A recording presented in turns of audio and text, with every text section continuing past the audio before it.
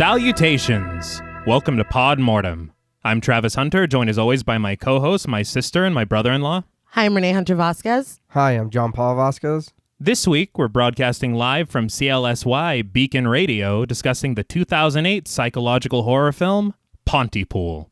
This film was directed by Bruce McDonald from a screenplay by Tony Burgess based upon his own novel, Pontypool Changes Everything.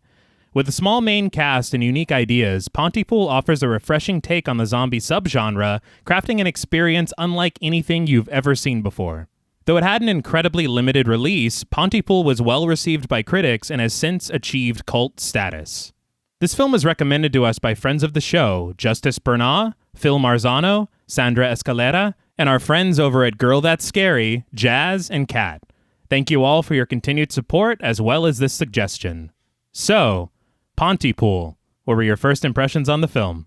I had never seen or heard of this movie before, so I'm very, very glad. And this movie was good. I was very, very surprised. It had me in, I will say, in the first 5 minutes, I was had. Wow. And I was like, okay, let's get going. But I don't want to make it, I don't want to make the expectations too high. I don't want to think this is a phenomenal movie. But it was a good movie. Going into it, I figured that you would either enjoy this a lot or completely hate it. Right. And so you're a wild card.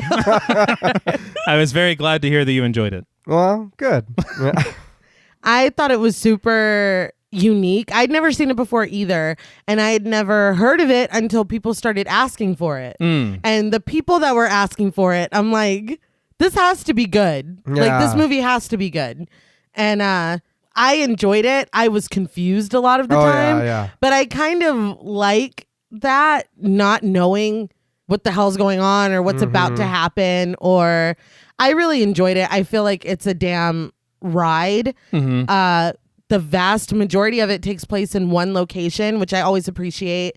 It's like claustrophobic, but not like as above, so below, stuck in a tunnel claustrophobic. The acting is great. It's such a unique idea. It's not the most amazing film ever made or anything like that, but it's so short and it definitely packs a punch. I felt like I liked it. I thought it was really good. Yeah. I had actually only seen it once before. I watched it with our parents, I think when it came out. Oh, wow. And I just remember thinking, well, that was weird. Yeah. But I think the older I get, the more I can dig into it and really appreciate it for what it is. Right. Like, it's a very unique idea. And especially when you're looking at the zombie subgenre, everything's been done already. Right. And so this is a really interesting way to take it, you know? But to your point about not really knowing what was going to happen next, it's a refreshing feeling. Yeah. Oh, yeah. Because I'm not saying we're horror scholars by any means at all, but we've all watched so much horror that we can kind of find the tropes. Yeah. We know what's coming next. For sure. A lot of them follow a very, it's like formulaic. Right. And so you're like, okay, this is the part where blah, blah, blah. Or was none of that here. There were several moments where I'm like, I don't know what the fuck in my notes, there are several points where it's just a question mark. I did, since it had been so long since I watched it, it was kind of like a first watch for me again. I didn't even remember how it ended. The only thing I did remember was the post-credit scene, which we will talk about and get to. Yeah. Which was a question mark in my notes. Okay. I have two theories that I'm going to present. Okay. And I'm interested to see what you subscribe to. All right. But I will admit, I do have some issues with some stuff in this film. But I think that this time around, I noticed a bit of social commentary that I don't see anybody talking about anywhere. All right. And I really want to dig into that as we go a little further. I have a proposal for maybe a thinly veiled message that's trying to be conveyed here, and I'm wondering if ours match up. It probably did. We'll see. I mean, I did want to talk a little bit about the novel, which I have not read, but I do like whenever the author comes in and writes the screenplay for their own work. Yeah, definitely. I read on KPBS that the director, McDonald, had said that as far as the book is concerned, they just took the central idea and mainly called upon the radio drama H.G. Wells' War of the Worlds. Yeah. And I feel that a lot. Yeah. This is they made a radio drama version of this too. It's actually on YouTube. But yeah, I didn't read the book either. I will say, and this is not my own opinion because I just said I didn't read the book, but everything that I've read has said that the film was much more successful in executing the premise. Right. See, what I kind of got from it, what I read from that article, is they had kind of said that almost like, you guys know World War Z? Right. Yeah. Well, the book World War Z was basically like a collection of like writings and stuff, from what I understand. Okay. It was like letters and diary entries and stuff like that. That's kind of what the Pontypool book is, from what I've read. And so they kind of did the same thing World War Z did, which was, let's just not do that. And just kind of take two things and make it our own. Right. I've heard, though, funny because a friend of ours, Sandra, that recommended the film to us, has talked to me a lot about World War Z, how the book is so much better than the film. So maybe this is like the inverse of that. It's like anti-World War Z. I just think it's so interesting that he's the one that wrote the screenplay based on his own book, and they changed so much. Well, maybe he saw the feedback from the book and he was like, well... Sorry, guys. Now, before we infect this film's vocabulary, we would like to issue a warning for spoilers. Pod Mortem is a very in-depth podcast, and in thoroughly discussing horror films, we have no choice but to spoil a thing or two. If you don't wish to be spoiled, please go watch the film, then come back and enjoy the show. If you've already seen the film or don't care about spoilers, let's start the broadcast. So the film begins with a few opening credits before we see a blue waveform stretch across the blackness of the screen. We hear the deep voice of Grant Mazzy, played by Stephen McHattie, tell his listeners that Mrs. French's cat is missing and there are signs all over town. He says nobody had seen Honey the cat until last Thursday when Miss Colette Pincine swerved to miss hitting the cat while driving across a bridge called Pont de Flac. From here, things kind of get a little odd. A little? Yeah. I just want to say very quickly, perfect radio voice. The best. I was this dude was like born to be on the radio. Yeah. And there's something really unnerving because it's just the blue, like it's black. Right. And then it's just a little blue, like, line. Remember that Treehouse of Horror at The Simpsons whenever they... Blip, blip, blip, blip. There was just something, I don't know, something unnerving about it. And then when you get into where it kind of devolves into nothing, I was creeped out and I don't fully know why. I just think that for some reason, like, this seems somewhat nonsensical, but the more he elaborates, the creepier it feels. Kind of like the butterfly effect or something, right? Where shit just, just honestly. This is how conspiracies are born. Yeah. And I will get into it just a second. For some reason, it made me think of, you remember PT? What could have been? Right. When the paper bag is talking to you. Oh, I don't know why it made me think of that, but it was like the same, this is fucking weird and something's not right feeling that I got from the paper bag. I also read that in early stages of development of this film, this was going to be the film. See, and this is like just the sound wave against a black background. Right. That was going to be it. I think that people would be sitting in the theater like, when is that? After 30 minutes? Son of a bitch. But Grant continues.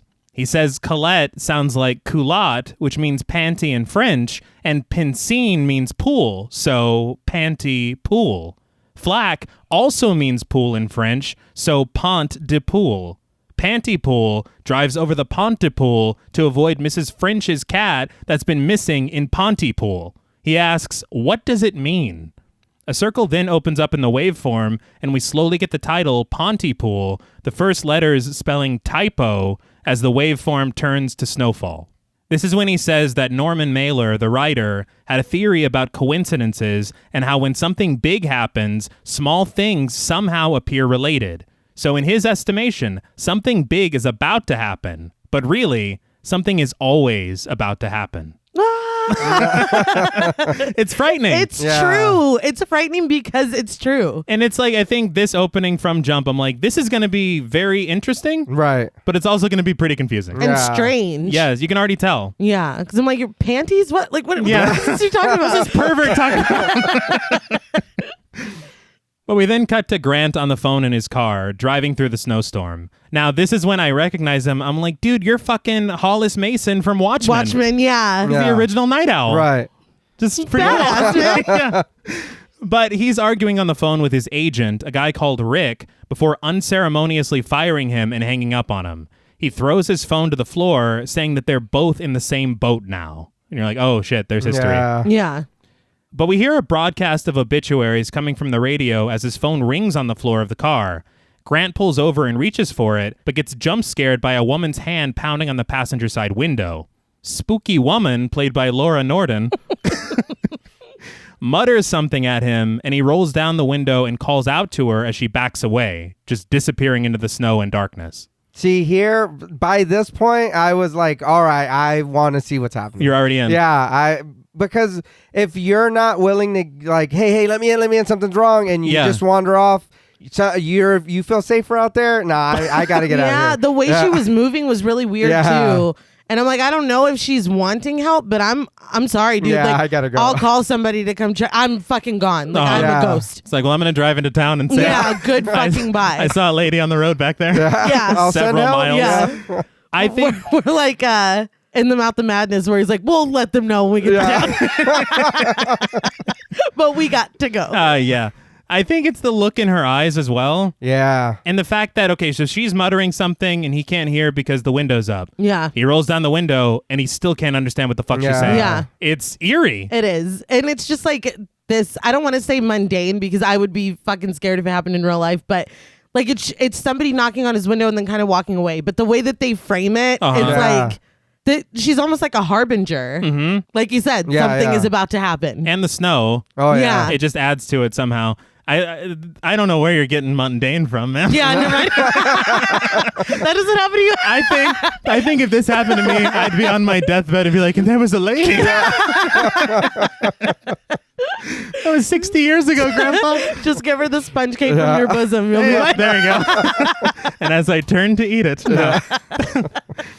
But Grant's voice that he screamed like strangely echoes back at him. Mm-hmm. And he just rolls up his window and continues driving to work. I thought the echoes sounded like distorted. Yeah. it did. So it's just adding, it's like layers of just weird. Mm-hmm. But he parks in his reserved space at the CLSY radio station, an old broadcast of him reading off children's birthdays playing over an intercom as he heads inside. Now, I laughed out loud because he's reading the birthdays from a daycare center. Yeah. And the daycare center is called Tiny People's Little People. They put in a lot of thought. Yeah. I don't know. But once inside, Grant steps downstairs, kind of psyching himself up to be positive before entering the studio. Me every morning before work. No shit, dude. You got a whole Say my mantra. affirmations. Yeah. But there, he's greeted by Laurel Ann Drummond, his technical assistant, played by Georgina Riley. Is it just me? Do y'all remember JoJo? Like, Get out. Oh, right yeah. now. That she looked like her to me. oh, okay. I swear to God, I thought you were talking about Mojo Jojo from I was like, no, she She didn't. looks just like her. Yeah. I'm glad you sang the song. Yeah. I thought you were talking about Casey and JoJo. Oh. See, I had to specify. You were way off. Yeah.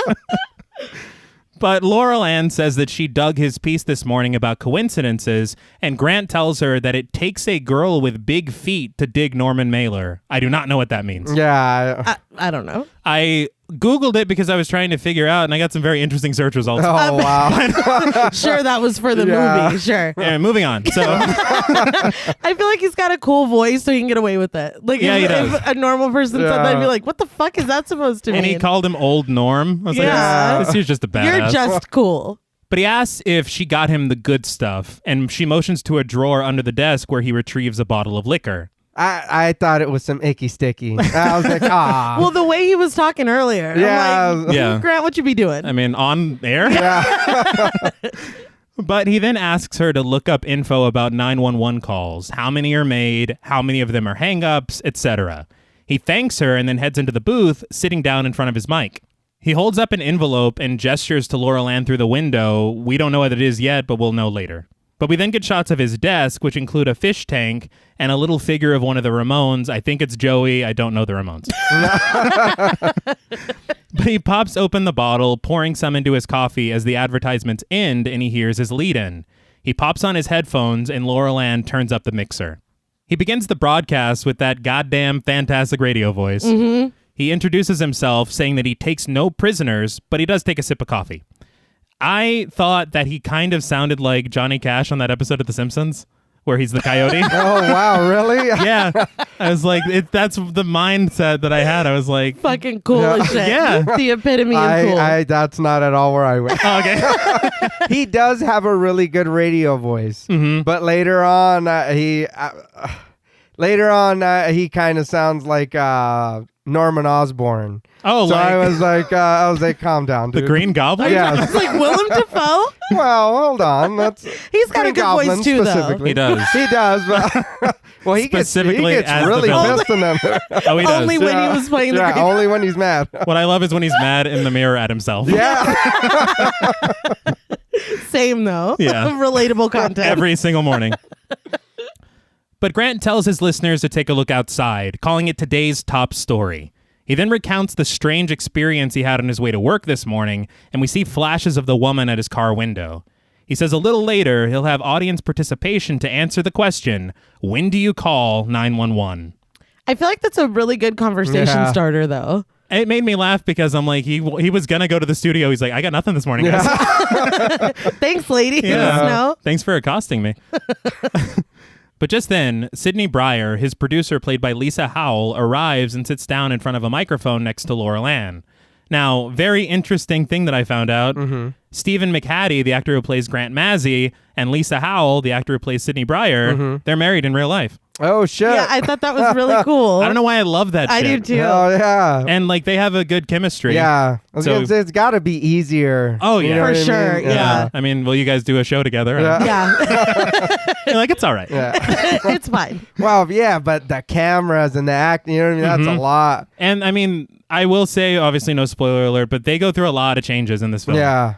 That's one thing that I like is they kind of do, even though the film gets weird as shit, they kind of have a character arc. Yeah. They do. Yeah. They do. But Grant then shares that Laurel Ann did a tour of duty in Afghanistan recently, and as he says this, we get a shot of the envelope that he was holding earlier. It has Laurel Ann's name written on it in cursive, along with a heart-shaped sticker. This is when I should also point out that the studio is decorated for Valentine's Day. Right. I didn't notice that at first. No? And then I was watching it and I was like, hey, what the fuck? And this is coming out on Valentine's Day. I wonder if that was planned. I don't know. Happy Valentine's Day, y'all. Yeah, fantastic. Great day for everyone, especially the singles. The thing that gets me is that Valentine's Day seems like it has nothing to do with this. Right. But later, it makes so much sense that it takes place on Valentine's Day. And you guys are looking at me funny. I am. Okay, I will explain that. Okay. I promise. But Sydney says that Laurel Ann's service is yesterday's news, considering Laurel Ann was the Grandmaster of the Fall Parade last year. She's then corrected, as Laurel Ann wasn't the Grandmaster. She was actually the homecoming hero. Sydney apologizes for her mistake, and Grant makes a moment out of the apology, saying that she probably owes Laurel Ann many more. I laughed because Sydney gives the wrap-up sign. She's like, that's enough. But he also called her girl, which does not sit well. No. But Grant continues. The top story, the cold front coming in, which he describes with very flowery but very dreary and depressing language. He calls it like blow your brains out, fucking... I was going to say, is he even allowed to say that? I get he sounds cool or whatever, but... You're like, there's a lie. Yeah, can you really say it's that cold outside? I want to blow my fucking brains out. I feel like- morning radio. Yeah. I think Grant is seasonally depressed. Yes. And he's like, right, guys? Yeah. Well, there are some times that I say shit and realize I've gone too far after I've said it. Like, we all want to... I mean, what? Never mind. I was just kidding. It was all a joke, guys. Yeah, I'm just... LOL. Dark humor.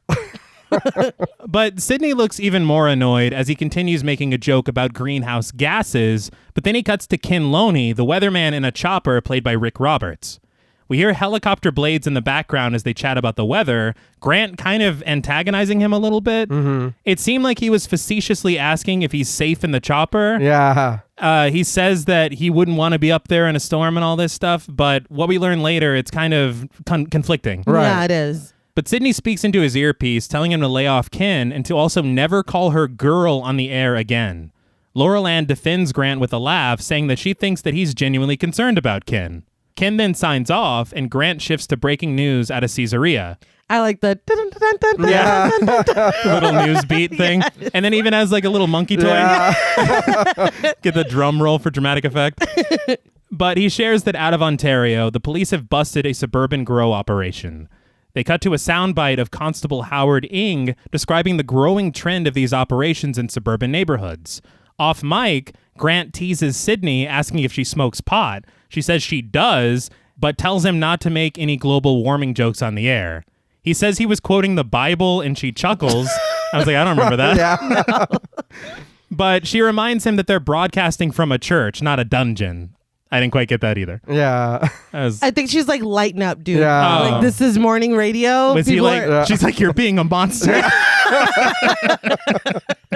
like, people are on their commutes. They don't need true. this shit. That is fair. They're doing their affirmations, okay? Like, lighten up. But after Ng's bit is finished, Grant hops back on the mic discussing local pot growers and their arsenals of landmines and assault weapons.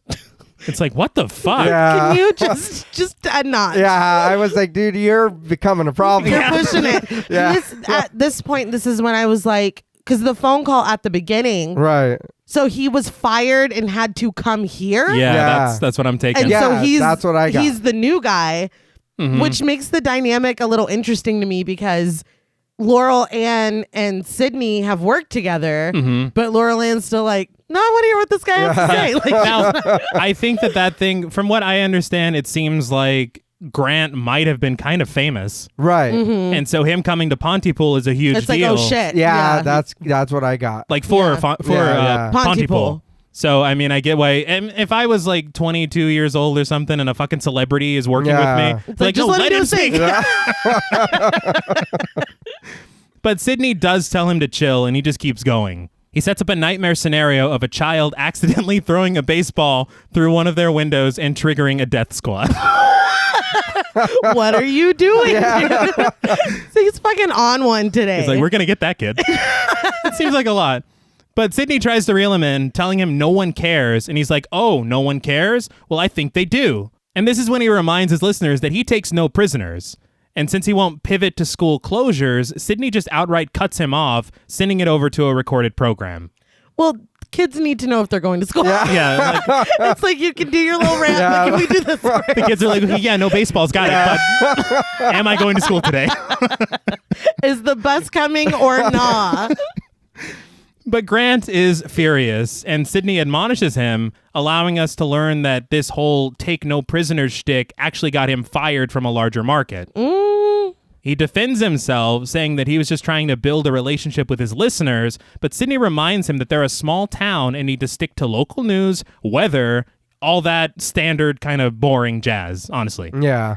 I get that, but I feel like Grant has an air about him that you know what you're getting. You hired him. It's like not to the point of like shock jock, but like, right, it's coming up. You know what I mean? I got like Sterny vibes. Exactly. Like, no, take no. It's like, Yeah. this dude, this is what he does. So maybe like, I get you're excited to have a big name or whatever, but maybe this isn't a good fit.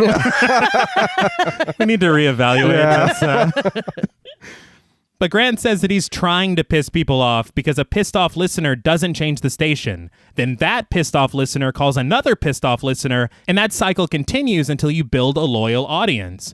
Laurel Ann smiles, and the sad thing is he's totally right. Yeah, that's what I Yeah. put in my notes. Sadly, he's not wrong. No. Yeah. There's He's like, like spot on, actually. an entire media corporation in this country that's made billions of dollars. Yeah. From off of hate that. watching. Yeah.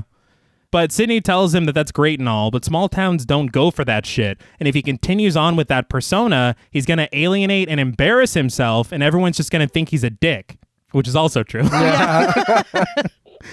But she tells him that he's doing a great job. They hired him for a reason. She loves his mazziness. She just needs that mazziness at a manageable level. I just feel, I don't know. I feel like this isn't a good fit. I was like, This is not the type of dude, and we barely know him, but you can already tell. you can't reel him in. No, he's not the one to be reeled in. Yeah, but if he just got fired for doing this exact same thing, you would think I guess maybe. That is true. Maybe take a look at yourself. Yeah. Maybe calm down a little bit, dude. The calls are coming from inside the house. Yeah. I kind of laughed because it wasn't even just that he was disobeying her. Yeah. He was like, I got my producer in my ear telling me that you don't care. Yeah. Well, guess what? I was like, dude, you're going to get fired today. But Grant, to his credit, understands, albeit solemnly, and he says that he's ready to go back on the air. Laurel Ann, as Reneé said, was interested in the rant, but Sidney says that he was probably just going to somehow make it about himself. Damn. Yeah, I know. I was like, he can still hear you, dude. Back on the air, Grant says that he wants to talk about something that's been bugging him all morning. We then cut to a shot of a lost poster for Honey the Cat that is stapled to a post, one unstapled corner just whipping in the cold wind of the snowstorm. We also hear Grant's echoing, "Who are you?" that he shouted at that woman earlier. Now, that poster, the cat poster, it had a real number on it. Right. And so I wanted to Google it, and it turns out it's the number for Shadow Shows, Inc., which is the production company of the director of this film. So I thought that was awesome. I just, seeing the missing poster, Right. it said that Honey is affectionate. I was just like, I don't care how this ends as long as Honey is home safe. Yeah. Yeah. Like that's If the end of the That's film my is just the cat licking that's its my paw. singular focus. But Grant tells the story of what happened this morning with the woman. Sidney listens as a teapot shrieks in the background behind her. After finishing the tale of the woman's incoherent babbling and disappearance through the snow, Grant asks his listeners, so what does he do? Does he call 911? He then gives the station number, complete with the 555, because movies. Yeah. They're like, we already used the real number on on the cat poster. But as he cuts to local ads, Laurel Ann immediately gets a call into the station, but when she asks for a message to relay to Grant, her face goes sour. She's like, I'm sorry, what? And then hangs up. Yeah, I was like, what did the person on the phone say?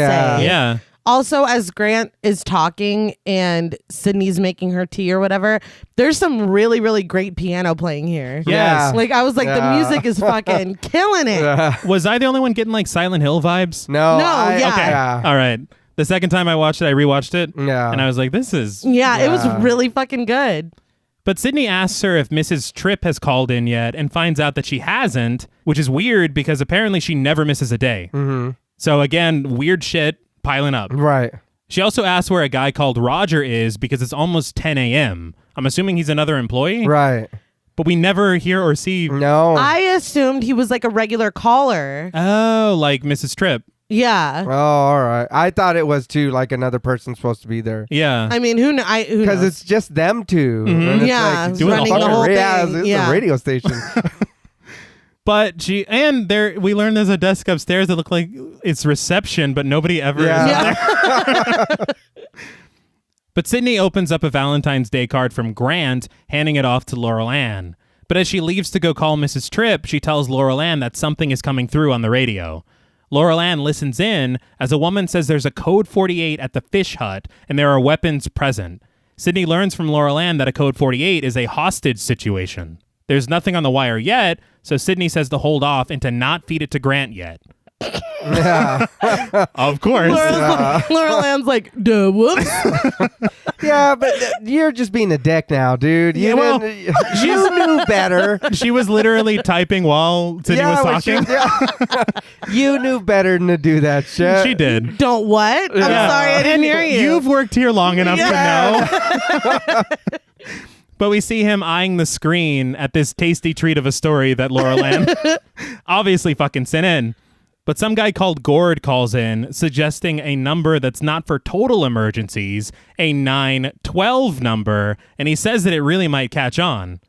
I mean, aren't there non-emergency numbers for the police? I think there are. Yeah. But 912, it's Yeah. easy to remember. If you're in the Stonecutters. But Grant kindly agrees, but rushes him off to dive into the story that Laurel Ann just sent to him. He tells his listeners that there's a hostage situation with two men holding a van load of people at gunpoint. As he elaborates with more detail, Sydney tells him to kill the story and to just cut to Kin in the chopper, but of course, he continues.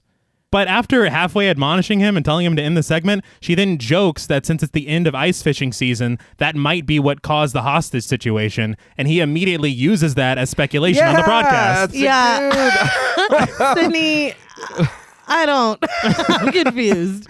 But he's like, oh yeah, great. Yeah. And they're drunks. They're all drunks. They're all drunks, everybody. He does posit that they might be drunk. In fact, he says the Ontario Provincial Police are probably drunk too. Sydney puts her head in her hands as he says the possibly drunk police have said that the situation has resolved itself. They have 2 suspects in custody, unarmed, and the people they were holding hostage have apparently taken off. He then names the officers who made the arrest, saying he hopes to learn more as the story hiccups. I mean, it's pretty good. Because he's thinking on his feet. Yeah, because it's all bullshit. Like, I don't even know. But Sydney tells him to wrap it up, and he finally cuts to Kin in the Sunshine Chopper, taking off his headset for a short break. Sydney joins him in the booth, and he cannot contain his laughter, telling her that they need to learn to laugh at themselves. Sydney says that it isn't funny. The 2 officers that he named, one of them being her ex-brother-in-law, actually are alcoholics trying to keep their jobs. Yikes. Yeah. I laughed because Grant just goes, ouch. It's like, this is not a laughing matter. No, damn. It's like fucking My Frank. He's bad. like, see it, girl. But this is when Sydney levels with him for a moment. Kin Loney is not in a helicopter. The Sunshine Chopper is Kin's Dodge Dart. How embarrassing. Yeah. It's very embarrassing. Because she's like, he uses sound effects. Yeah. She says he sits up on a hill, gets himself an aerial view, and plays sound effects. But she says that people are thrilled to listen. Grant just laughs it off, confiding in Sydney that he hates the winter. Now, this is where I was like, but he was kind of antagonizing dude. Yeah. It seemed like he knew that it wasn't a real chopper. Yeah. I don't know. Maybe he's just a dick. Yeah. Because I think, he was just being an asshole because when she tells him, he's like, wow, this is like the wind comes out of his sails. Like, he's like, this is fucking rinky dink. Like, look at where I'm at. He he's like, I got fired from that big gig, but at least this place still has a chopper. Yeah. You think you don't have a fucking chopper? Oh my God. The mighty have fallen. But he says it makes him feel like he's living in the basement of the world when it's the winter. Sydney tells him that he's going to be okay and even extends an olive branch. When the whole Fish Hut hostage story comes in confirmed, he can do whatever he wants with it, even his take no prisoners shtick. He asks if she'll find it funny this time, and she says that she'll find it just as funny as she found it last time.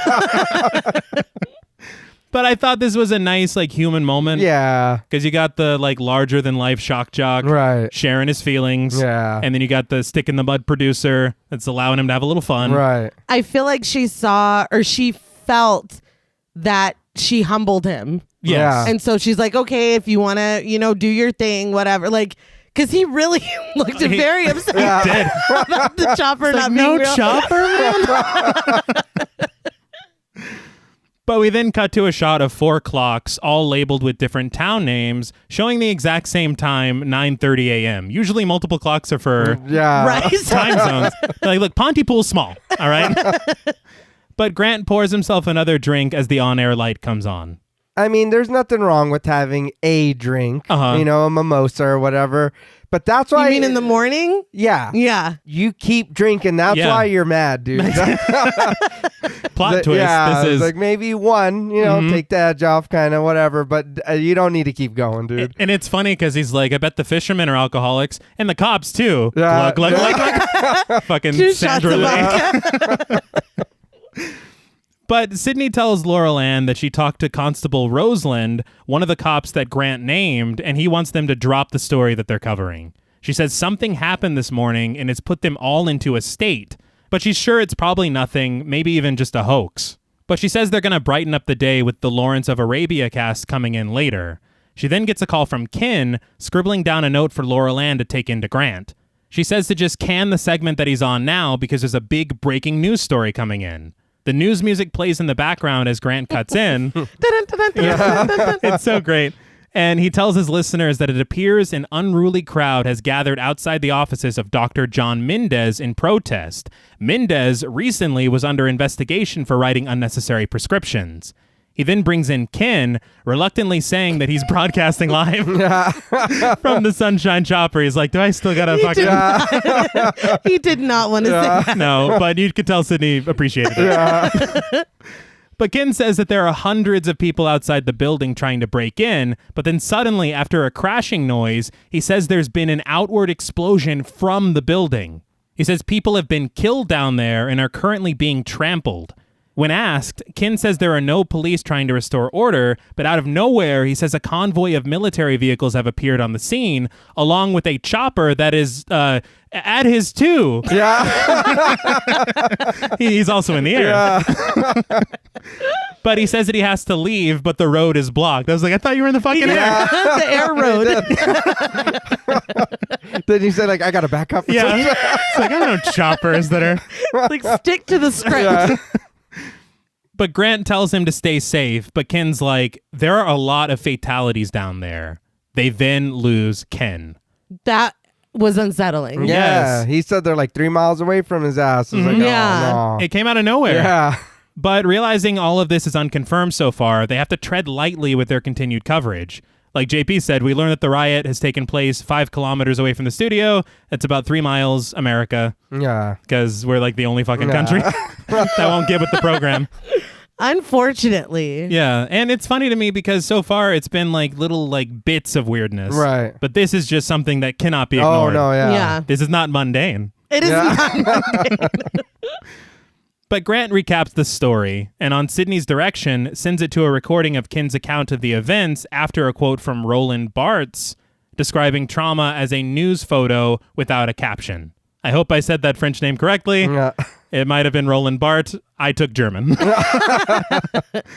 But Laurel Ann makes calls attempting to get some confirmation on the story, and behind them, we see a group of people descending the staircase. It's the cast of Lawrence of Arabia, along with Nancy Freethy, played by Beatrice Justa.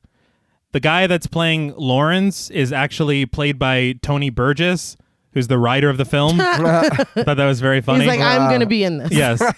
The rest of the cast is Jay, played by Boyd Banks, and the kids are Maureen, played by Hannah Fleming, and Colleen, played by Rachel Burns.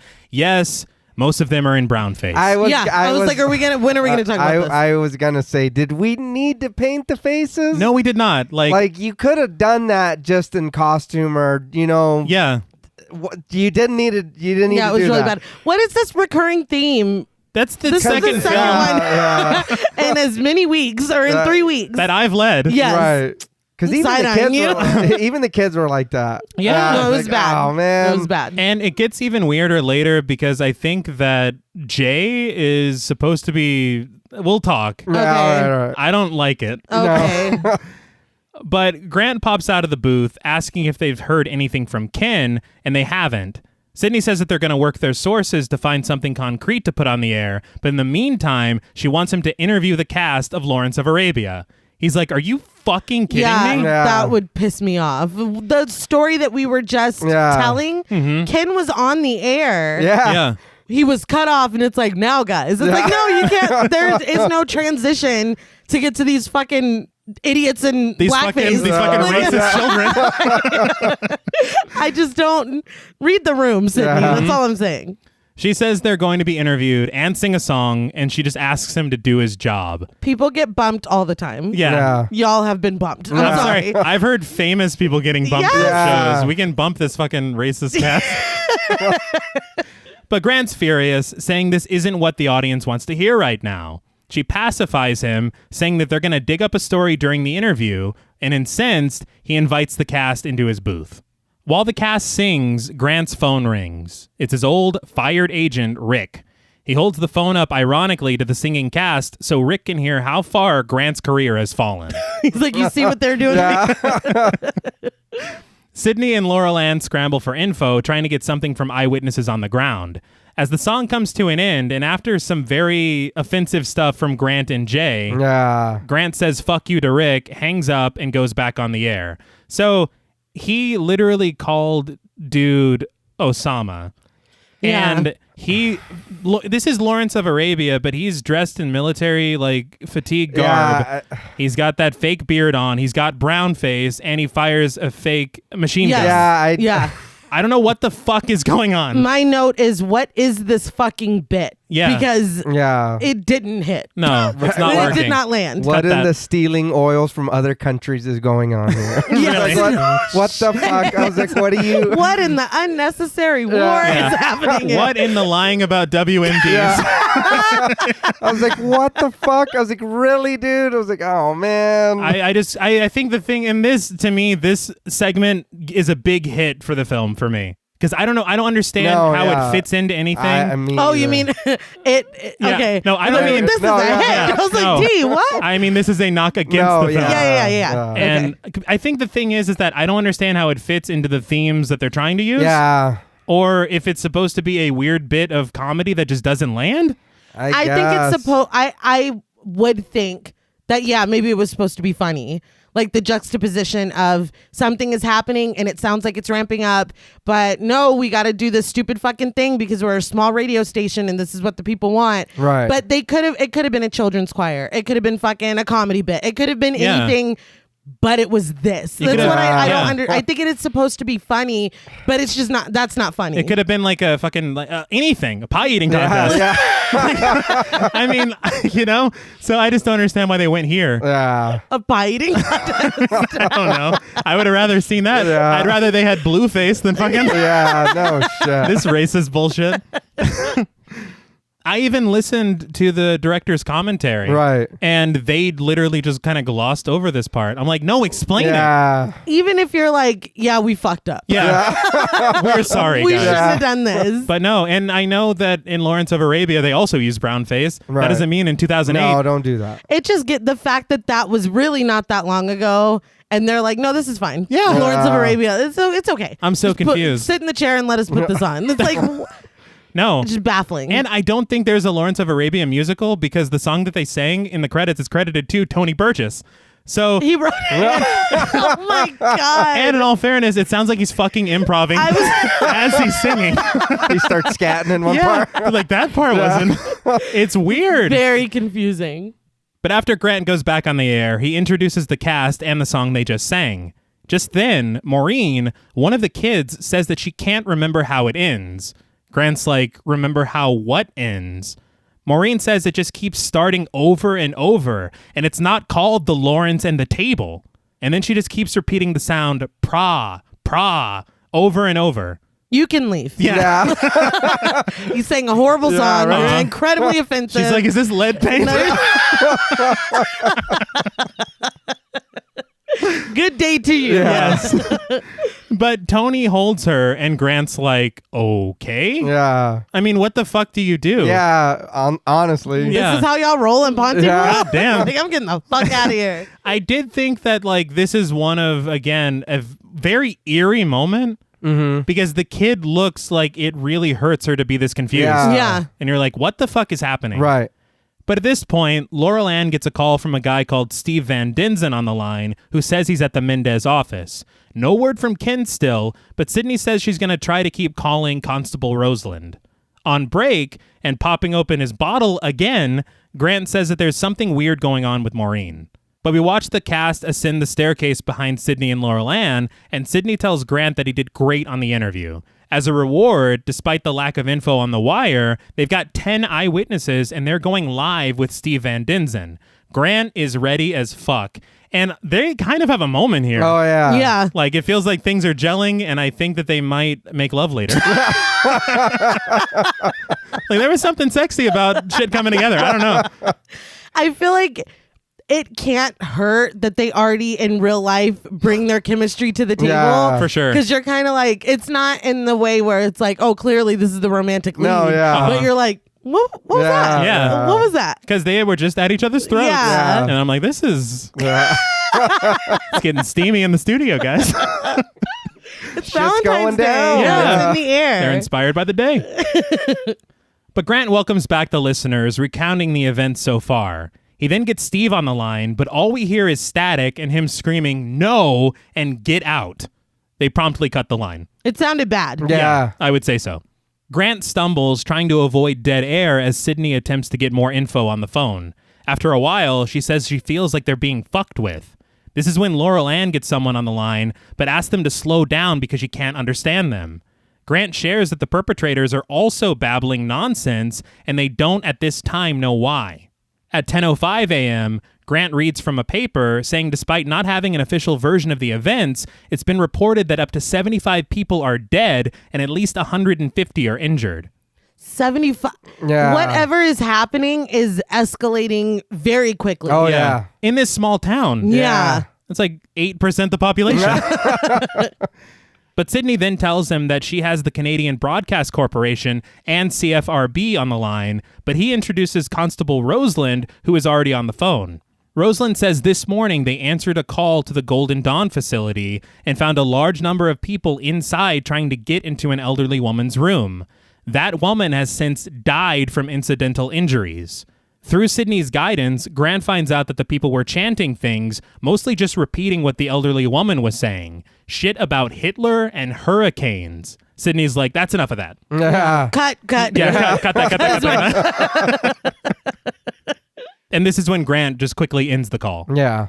I feel like that would be such a tightrope to walk Oh, yeah. as a producer, especially because you're like, this is on the radio and we can't scare people, but like, I want to know the fucking tea at the same time. I feel like I'd be like, say everything. You know what I mean? Yeah. If you're just turn the radio off. Yeah. Like, I want to know what's going on. It's tough because you're like, well, we can just cut out the bad shit later. Yeah. You know, on the We're live, rebroadcast. pal. I just appreciate her ability to be like, that's too far, no more. Because I'd be like, keep talking. No, it's impossible. Like, Hitler, honestly, you say. Yeah. And hurricanes, that's not even. What are you talking about? Those aren't comparable. No. I think that, and again, from like my background in journalism, they're clearly breaking a story right now. Yeah. And how having that level of control to be like, okay, listeners don't want to listen to this over their McGriddle. Like, you know, that's really admirable. Like you're saying. Yeah, I no. Totally agree. Go you, because it wouldn't be me. Better than me. Mm-mm.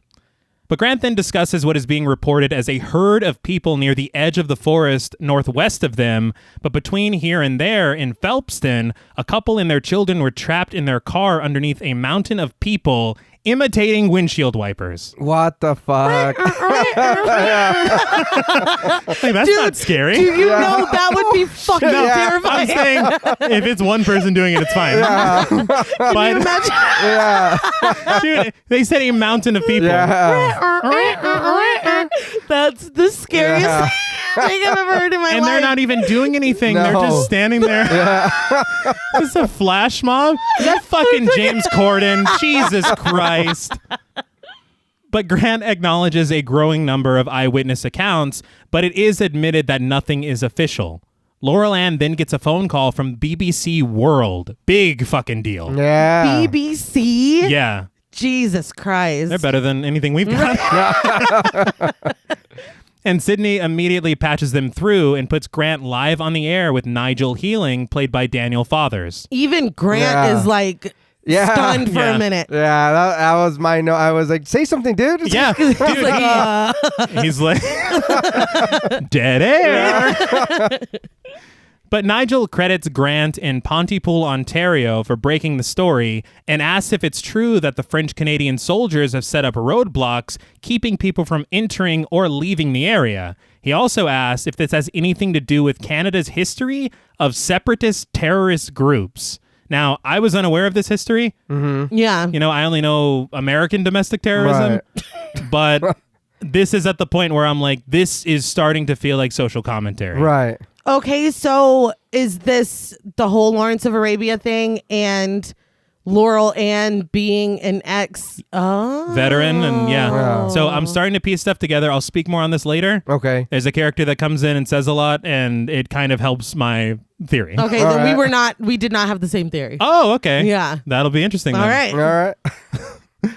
But while Grant can't confirm the military's involvement, he says he believes the police are working to quell whatever's going on. But he says he doesn't think it has anything to do with terrorism. Nigel's like, yes, interesting. But then he proceeds to basically ask Grant what the hell is going on there. Yeah. I mean, that's the next question, naturally. Yeah. Grant's got nothing, which is kind of a shame. Yeah. But Nigel closes the interview, basically repeating what Grant wouldn't confirm, calling it an insurgency and saying that the French police have been called in to crush the insurgency. Sydney's like, fuck you. Yeah. She's like, pissed. he doesn't know what he's talking about. No. But finally, Ken calls in, Grant reintroducing him. He's literally speaking through what I can only call fear sobs. Oh, yeah. When they were like, Ken's back, I put, I don't think Ken is calling with good news. Ken is not calling with good news. He is not. He says he's in a grain silo near the train tracks. He's not safe and he needs help. Not good news. Not good news. He says they came after him and he's seen things that are going to ruin the rest of his natural life. That chilled me a little bit. Yeah. And this, at this point, really starts feeling like a radio drama. Yeah. Yeah. Because Because you can't see him. No. Yeah. And it is a little, I will admit, some of it's a little funny because when he starts seeing shit, he's like, oh no. Yeah. Oh God, there. And he's describing everything. But Well, He's the eye in the sky. he Yeah, is. yeah. He's used to it. But Grant says, Ken, it sounds like you're okay where you are. No, it fucking It, doesn't. No. it really doesn't. But Ken says that there were cannibals. Some of them were naked and they had eyes like wild dogs. Ken then notices a little pet door and can see a bunch of them through it. Then he gets very frantic, saying that they're pulling a couple out of their car and they're biting them, swarming on them like a school of piranhas trying to eat their way inside. He says one has put his entire arm and leg inside one of the corpses. Sydney tells Grant to stop this. Yeah. Sydney's like, Lisa, you're scaring your mother. It's like people trying to eat their McGriddle. The whole time I'm like, Ken, shut the hell up. Yeah. Like, Yeah. Oh, no, yeah. aren't you worried? Because he's like, oh my Yeah, God. no, this is where I busted out laughing because Ken is just making disgusted noises like loud as fuck. Yeah. And then he goes, oh! And then he goes, I think one of them looked over. Yeah. Shut the hell up. It's like you're yelling at full volume, describing, doing a play-by-play of everything you see. You're not in the Sunshine Copter right now. No. But we then hear crashing noises, but then they stop.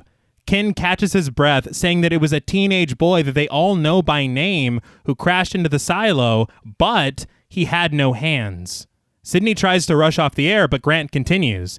Ken says the boy is just lying there now, and against Grant's protest, Ken approaches him.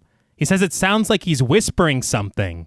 Why the fuck are you approaching him? Yeah. I don't know. I'm sorry. Yeah. Ken has never seen a horror film, Yeah. Never. but he inches closer, and then the call is interrupted by interference in a loud French broadcast through the speaker. It ends, and Sydney, thoroughly confused, says that they cut into their signal, but even worse, they've completely lost Ken. Again. Yeah. Laurel Ann tries to translate the broadcast and sends it into Grant, who reads it to the listeners. He qualifies it by saying it could all be a hoax and they don't know the source, but it says, "For your safety, please avoid contact with close family members and refrain from the following. All terms of endearment, such as honey or sweetheart, talk with young children, or rhetorical discourse. For greater safety, please avoid the English language. Please do not translate this message." Yeah, you just Fuck. yeah. You done goof. Yeah. It's like any horror movie where they read like the Latin. Yeah.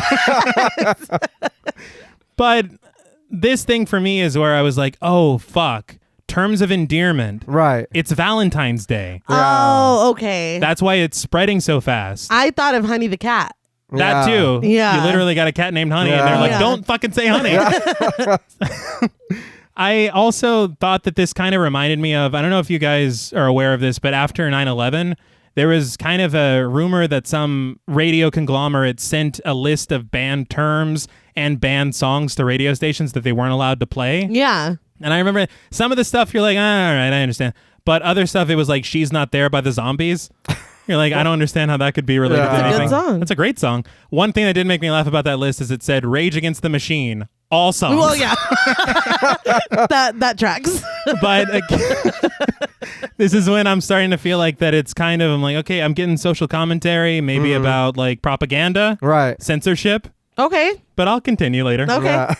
Are you at least satisfied by Valentine's Day now? Yes. Yeah. Okay. Well, because so you're telling me that all this started from those little candy hearts? Those tasteless. Yes. Those pieces of chalk in the shape of hearts. Maybe tonight. But during the reading of the translation, Sydney gets a call from Rosalind telling them that they have to stay inside because Pontypool is under quarantine. So again, I was like, man, why has this got to be so? Yeah. Oh, I was like, this movie was way ahead of its time. Yeah. But just then, Ken breaks back into the broadcast, saying he's sending in some audio through his phone. He really tries to set the scene, too. He's like, this is Mary Galt's teenage boy. I can see his wrists. They're stumps. Well, they're not actually stumps. I'm like, get to it. But he tells them to listen, and we hear what sounds like the distorted voice of an infant saying, Mommy, and help me. It honestly sounds like The Fly Yeah. from the original Oh, film. that's fair. I was like, is that a baby or a robot? A baby robot. A baby robot. But Ken says it sounds like a child inside him speaking through his breath. Grant looks fully disturbed and asks if this is actually happening. But then he plays full professional and says, that was our own Ken Loney interviewing a screaming baby coming from Mary Galt's eldest son's last dying gasps. That's like equal parts hilarious Yes. and terrifying. Yeah. That's literally what it was. I mean, what the fuck? I just love that he's like still throwing it to him. But this is when Grant starts hearing voices, almost antagonizing him. They're saying, you're on the radio, ain't ya? Mazzy in the morning. I'm like, what? I just put Grant's losing it. Yeah. He's completely confused, and then he looks under his desk, and I'm like, I'm more confused than you, Grant. Yeah. Yeah. Like, I'll take a fucking, baby screaming from inside of a teenager. I'll take some You auditory will? hallucinations. Yeah. I will not take both. Yeah. Pick one. Yeah, because Yeah. my brain needs to catch up. And honestly, I feel like this is never really explored again. Grant hearing shit. Oh, yeah. No, it's not. So I was a little confused. And, I was doing a bit, but no, I would not take that. But Sydney tells Grant that the BBC is running the Mendez story and says, he just said honey, the missing cat poster. Grant, full of fear, is like, what? And I guess, I don't know what her deal is. Does she not realize that she just said honey when she was told not to? Probably not. I mean, literally, that was part of the scariest thing that's ever happened in your life. She's like, so anyway. Yeah. She's like, honey, the missing cat. It kind of reminded me of one of those things where, like, if somebody's like, don't think about pink elephants. That's what I was about to say. And you're like, fuck, it's on a ball right now.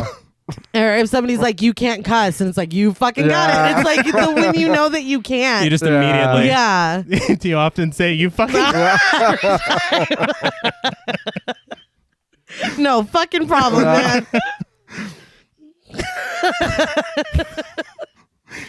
But when Grant doesn't reply to her, she tells Laurel Ann to throw on a pre-recording about the school closures and goes into the booth to check on him.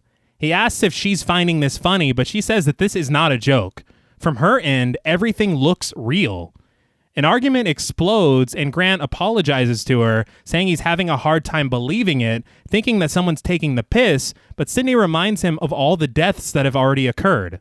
Grant says that he needs to get out of here, but Sydney asks him to sit back down. He is not down with that, and as soon as some dead air hits, Sydney tells Laurel Ann to go to some pre-tape. Any pre-tape.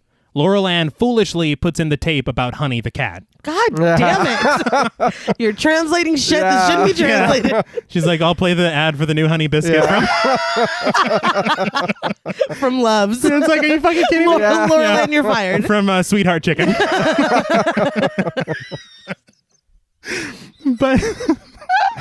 But Grant walks out, Sydney following close behind, trying to get him back on the air. He stands at the top of the stairs and says that he needs to step outside to know that it's not just something that's happening to him.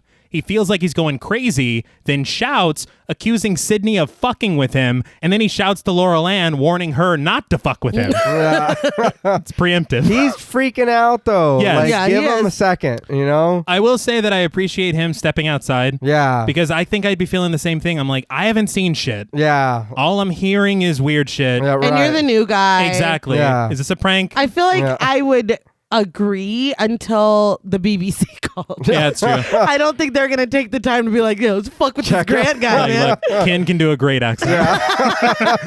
In all fairness, I think they do show a shot of Yeah, I was going to say, him, he's on the TV. Yes, no, it's legit. So Yeah. this is pretty fucking thorough. yeah, if it's a prank. You're not that important, Grant, No. okay? Look, you've fallen pretty far. Yeah. But this is when Grant forces past them and heads outside the studio. I'd be like, I don't think this is a good fit. Chris. Yeah.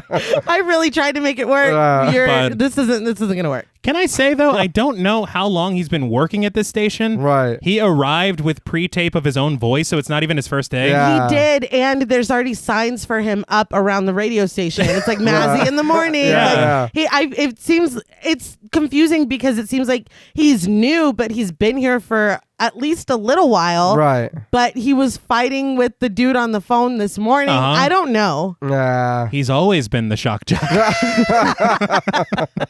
It's always been Mazzy in the morning.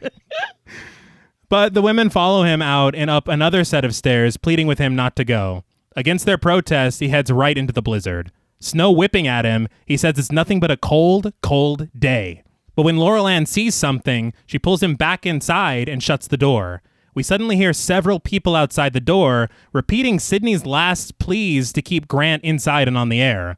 Laurel Ann regresses back to her military days and says, "We have an enemy, sir." Damn. Yeah. Yeah.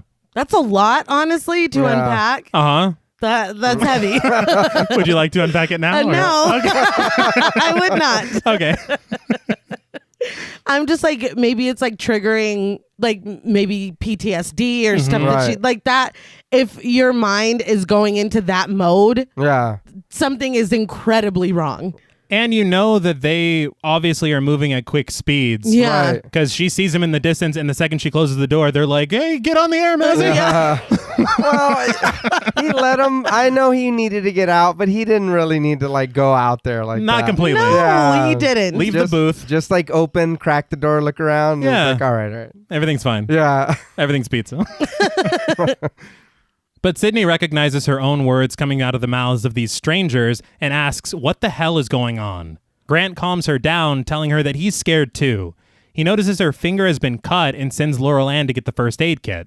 I think he did that because he like pushes her to the side to get Yeah. outside. It's like, ah, damn, I fucked you up. Listen, I was real keyed up back there. I've had like 8 drinks. So. Yeah. I sincerely mean it when I say my bad.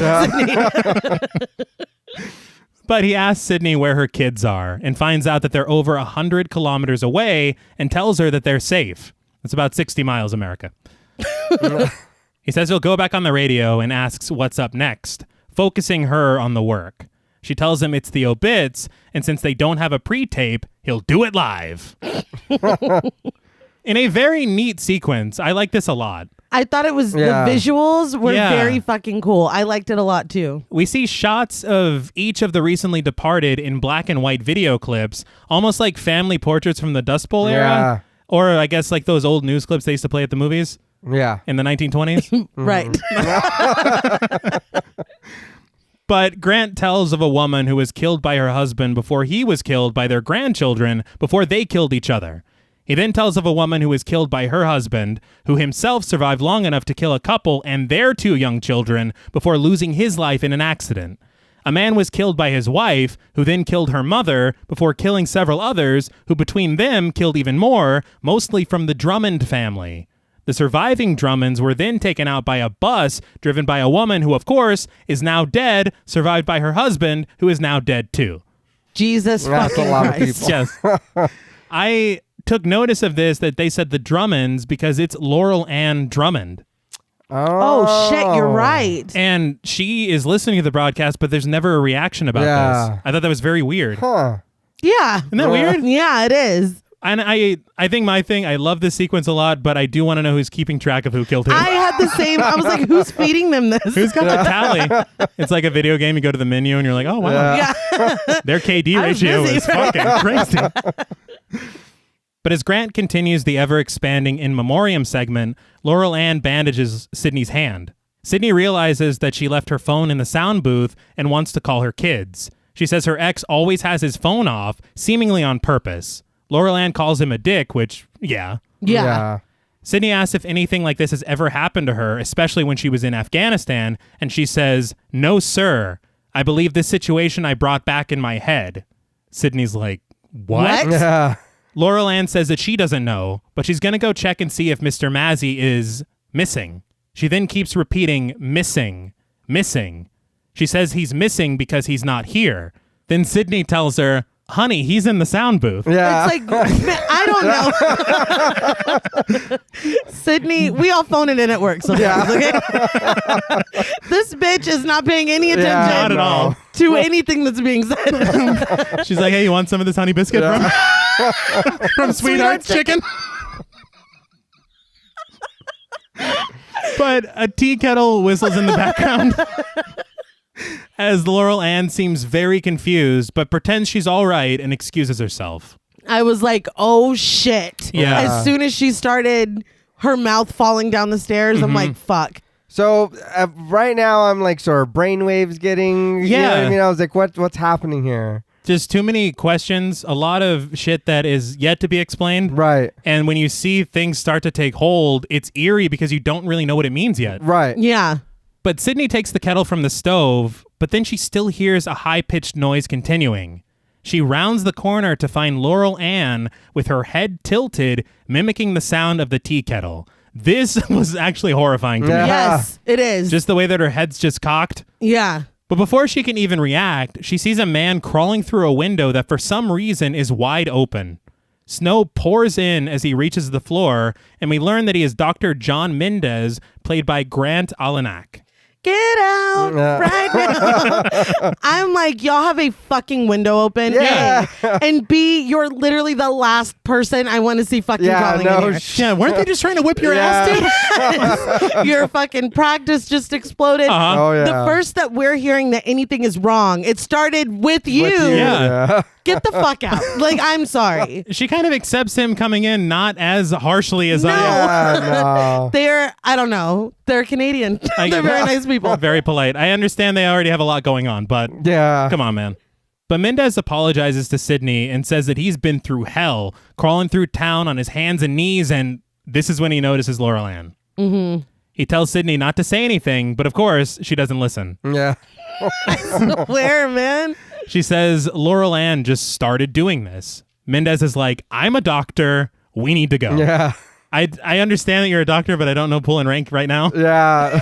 Like, weird shit's happening. It doesn't mean... I'm sorry. If I was a doctor, that would be everything. Really? Yeah. How would you like your steak done? I'm a doctor, and no, I'd be like, First of all, I don't think a server is asking how you'd like it done. Probably cooked. That's why I was never a server. I'm a doctor, and I think we should have Whataburger tonight. Let's just pull rank on everything. You just have your degree, like, point to. I'm sorry, but don't make me tap the degree. I'm a fucking doctor.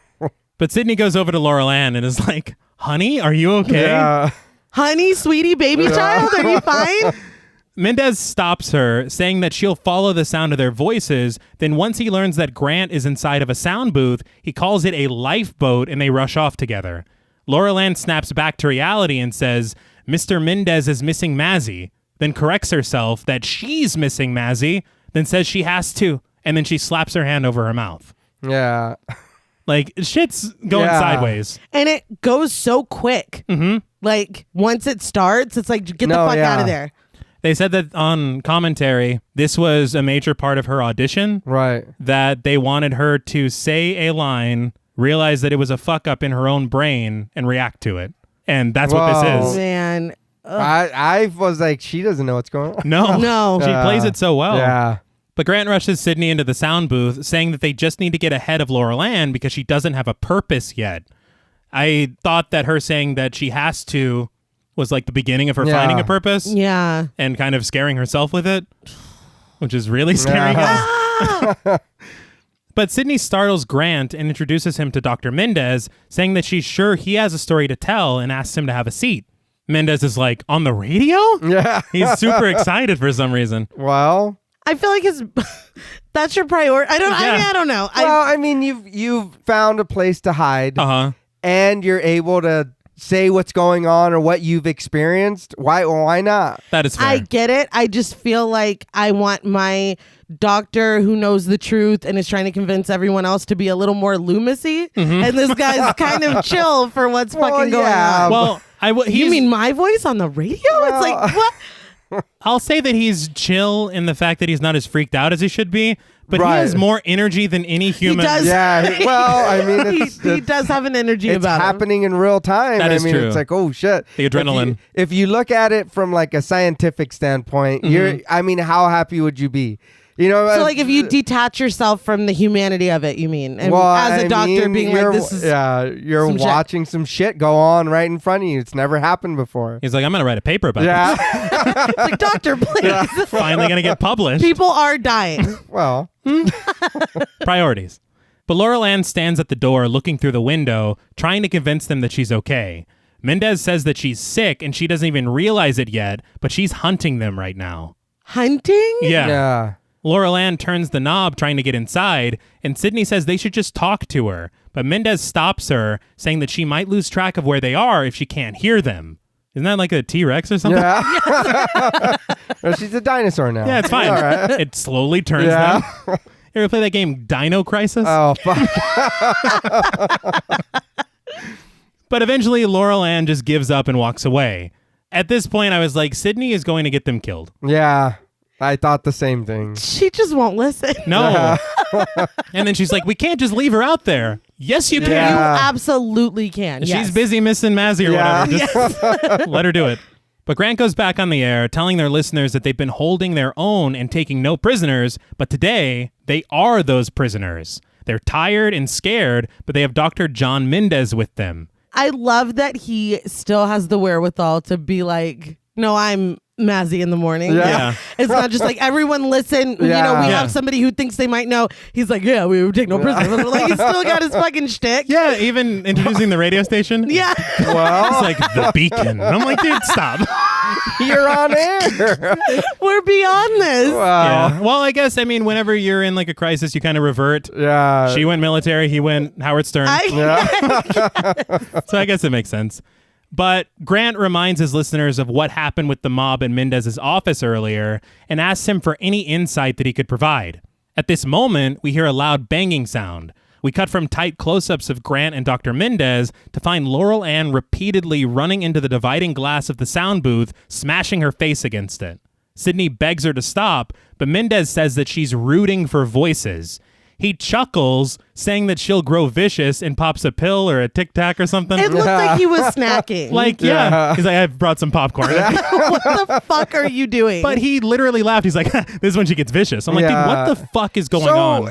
I wanted to say zombie, but she was talking. Right. So it kind of like, I was like, The director called them conversationalists. Not zombies. Didn't want to use the term zombie in this. Well, zombies technically die and come back. Right. They didn't die. Which is why I was confused to their behavior. Yeah. They're acting like they're like 66% zombies. If I had to do. Work 60% of the time every time. Every single time. But Grant tells his listeners what's going on. Their very own homecoming hero, Laurel Ann Drummond, is experiencing some kind of dangerous seizures. Seizure. Yeah, I know. I'm also disappointed. Yeah. Haven't you heard and seen enough, dude? Well, maybe not seen. You've heard enough. But Mendez says that he's seen this before. But then he says a victim suicides, but a victim needs a victim to suicide into. Yes, I'm confused too. Mm-hmm. Yeah. He apologizes for being the bearer of bad news, but he's seen this disturbing behavior outside of his office all morning. Sydney's phone rings, and it's Ken, so she puts him on the air with Grant. Grant intros him, again, staying very professional. Yeah. It's in his blood. I don't know what else to say about it. He's like, this is our very own Ken Loney reporting from inside a grain silo. But Ken says that the teenage boy who crashed into the silo earlier has died, and he can hear groups of them walking around from time to time. When asked by Mendez if he can hear them talking, Ken says an hour ago, a group of them were chanting, "Look for the U-boats," over and over again. So, more in line with my thing that I was saying earlier, Germans used U-boats in World War I and II. Mm-hmm. So again, we got the elderly woman talking about Hitler. We got Laurel Ann being a veteran of the Afghanistan war. We got the BBC guy talking about insurgency and separatist terrorist it's like groups. this weird undercurrent. Something's going on. Yeah. But Ken says it's a symbol of the disorder. Mendez asks if he means symptom, and things go downhill from here. Ken realizes he has a problem and says he can't stop thinking, do you have a sample? A simple kind of sample. He keeps repeating the word in weird sentences, and Mendez tells Grant to keep to simple questions. Ken just keeps repeating, simple, simple. Mendez is like, that's it. He's gone. Yeah. Well, yeah. He's like, cut the line. He literally goes, this is just what he is now. Yeah, that made me laugh out loud. What the fuck? Just a little compassion. A My crumb of weather guy? compassion. Yeah, what Yeah. the fuck? He's like, that's just his life now. So Let's move on. I did think it was cool because he says, kin is just a crude radio signal seeking. God Yeah. damn. That's frightening. But as Ken continues repeating simple, Grant says a final goodbye to their man in the sunshine chopper, hanging up the phone. Why was that so sad? Yeah. It's Like, not I barely know Ken. Yeah. It was very sad to me. And he barely knows Ken. Yeah. But Sydney sits distraught, taking off her headphones. Grant apologizes, saying he knows Ken was a good friend of hers. She says he wasn't a friend. Then she says Ken Loney was a pedophile. But then she says, but not a pedophile. What? Yeah. She says they just wouldn't let their kids go anywhere near him. I was very confused. Yeah. It was very confusing. Yeah, okay. That's not something you just throw around. Yeah. No. He's a pet. Well, not like a full pedophile. Yeah. It's like, what? He's like 66% pedophile. It was very confusing. I think the thing for me is Grant's like, so you're telling me the sunshine chopper isn't real? And then you're going to lay this shit on me? Like, isn't it enough? She says that she's known him for 17 years, so... And then she stops herself, realizing what a terrible obituary that was. Yeah. And again, I'm kind of like, I don't know that your intentional comedy is working for me. Was that supposed to be funny? I don't know. I was still confused. I felt like she was trying to process because she was upset. And she's like, he wasn't even my friend. I've just known him for so long. Uh-huh. I don't know. I don't know. It was almost like Grant's like, I understand you're sad. She's like, well, don't be too sad. Yeah. It's good that he died. I just don't understand. I don't know. But this is another one of those, almost like the Lawrence of Arabia thing where I'm just like, I don't. Right over my head. Right over my head. I feel like maybe we're supposed to be off kilter. Maybe. Right. Or maybe she said pedophile on accident because people are having issues with Words. what they're Right. saying. I don't know. Okay. I do not know. But yeah, I was very, very confused by that. Yeah. But they look out the window at Laurel Ann, who stands there, silently mouthing words as blood pours from her mouth. It looked like she was chewing on her own lip. Yeah. And they didn't mention that, but it did look like that. Yeah. Yeah. Mendez asks if she for sure can't hear them, but Grant says she can't, but then asks if she can read lips. Without a real answer, they just watch as she walks away. Mendez is stuck on the idea that she could read lips, though. Then he realizes something that he deems impossible. This whole thing is viral, but not of the blood, the air, not on or in our bodies. It's in words. Not all words, but some. Some words are infected, and the virus spreads when a contaminated word is spoken. He says if the virus found its way through language, it could leap into reality itself and change everything. This is honestly a terrifying premise. Oh, yeah. yeah. Infected words. Like, Yeah. Fuck. I hope that wasn't one of them. Yeah. He then says it may be a god bug, which is where Grant stops him because that is a lot. Well, yeah. But Mendez doesn't stop. He says there is a monster loose, bouncing through our language, trying to keep its host alive. Grant asks if the radio broadcast is a vessel, but Mendez says it isn't about hearing the word, it's about comprehension of that word. When the word is understood is when the virus takes hold. This is very scary. Yeah. The only, I don't mean to poke holes, but if this just started happening today, how does he have all this? I don't know. And honestly, as I continue, I think this is one of the scenes that kind of annoys me in this film. Yeah. I feel like when the doctor was introduced, it slowed down a little bit for me. Yeah. Like the tension was a little Yeah. bit broken. I don't know if it's because we kind of get an explanation, but I was waiting for an explanation, so I don't think that's it. Uh-huh. I feel like he maybe just has too much information because he's like, it's not hearing it. It's comprehend. How the fuck Yeah. do you know that? But he sounds like he's like learning. It's like freeform jazz thoughts.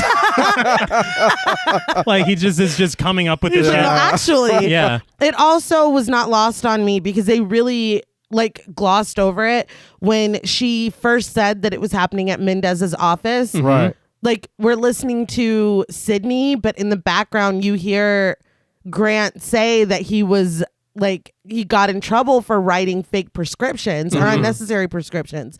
So I'm like, is this commentary on being over medicated, or I mean, I don't know. I feel like that line was not there for no reason. No, I feel there's a lot of things that happen that I feel like seem weird but are intentional. Right. Yeah. And that one was one. You're right. That was glossed over. Yeah. And they're just like, so anyway, I'm like, no, this wasn't just any random doctor. This was that doctor. And I feel like there has to be a reason for that. Yeah. Like, why is he still a doctor? Right. Right. Fucking writing these fake scripts and shit. I don't know. Usually they frown upon that. Usually.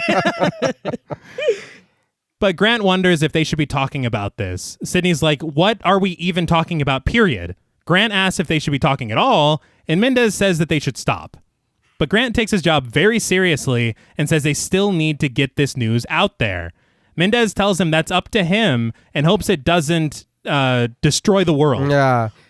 So you just have to say a certain thing, or like he was saying, you have to understand it. So it's not necessarily saying the word, but I still don't. I think the difficulty is you don't know which words are infected. Right. Yeah. So you're like, so you can't safely say anything. Speaking at all. Yeah. So for me, I thought again, like propaganda, like almost like the media has the power to comfort and inform, right, but also has the power to inflame. Absolutely. And words that you use matter. Yeah. And can infect minds and push people to like inflict violence on one another. So that's where I was kind of going. I feel like it's almost like a commentary on media. That's fair. Right. The fact that it's a radio station kind of helps that for me. Yeah. But I. All right, I see that. All right, good.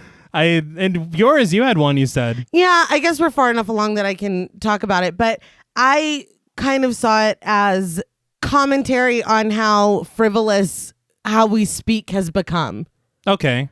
And so, like, they specifically cautioned against terms of endearment, specifically with children, rhetorical discourse. I feel like it's just like empty small talk or empty, terms of endearment, that it's like detrimental. I don't know. It's not fully formed, but that's what I got from it. I think it can be both.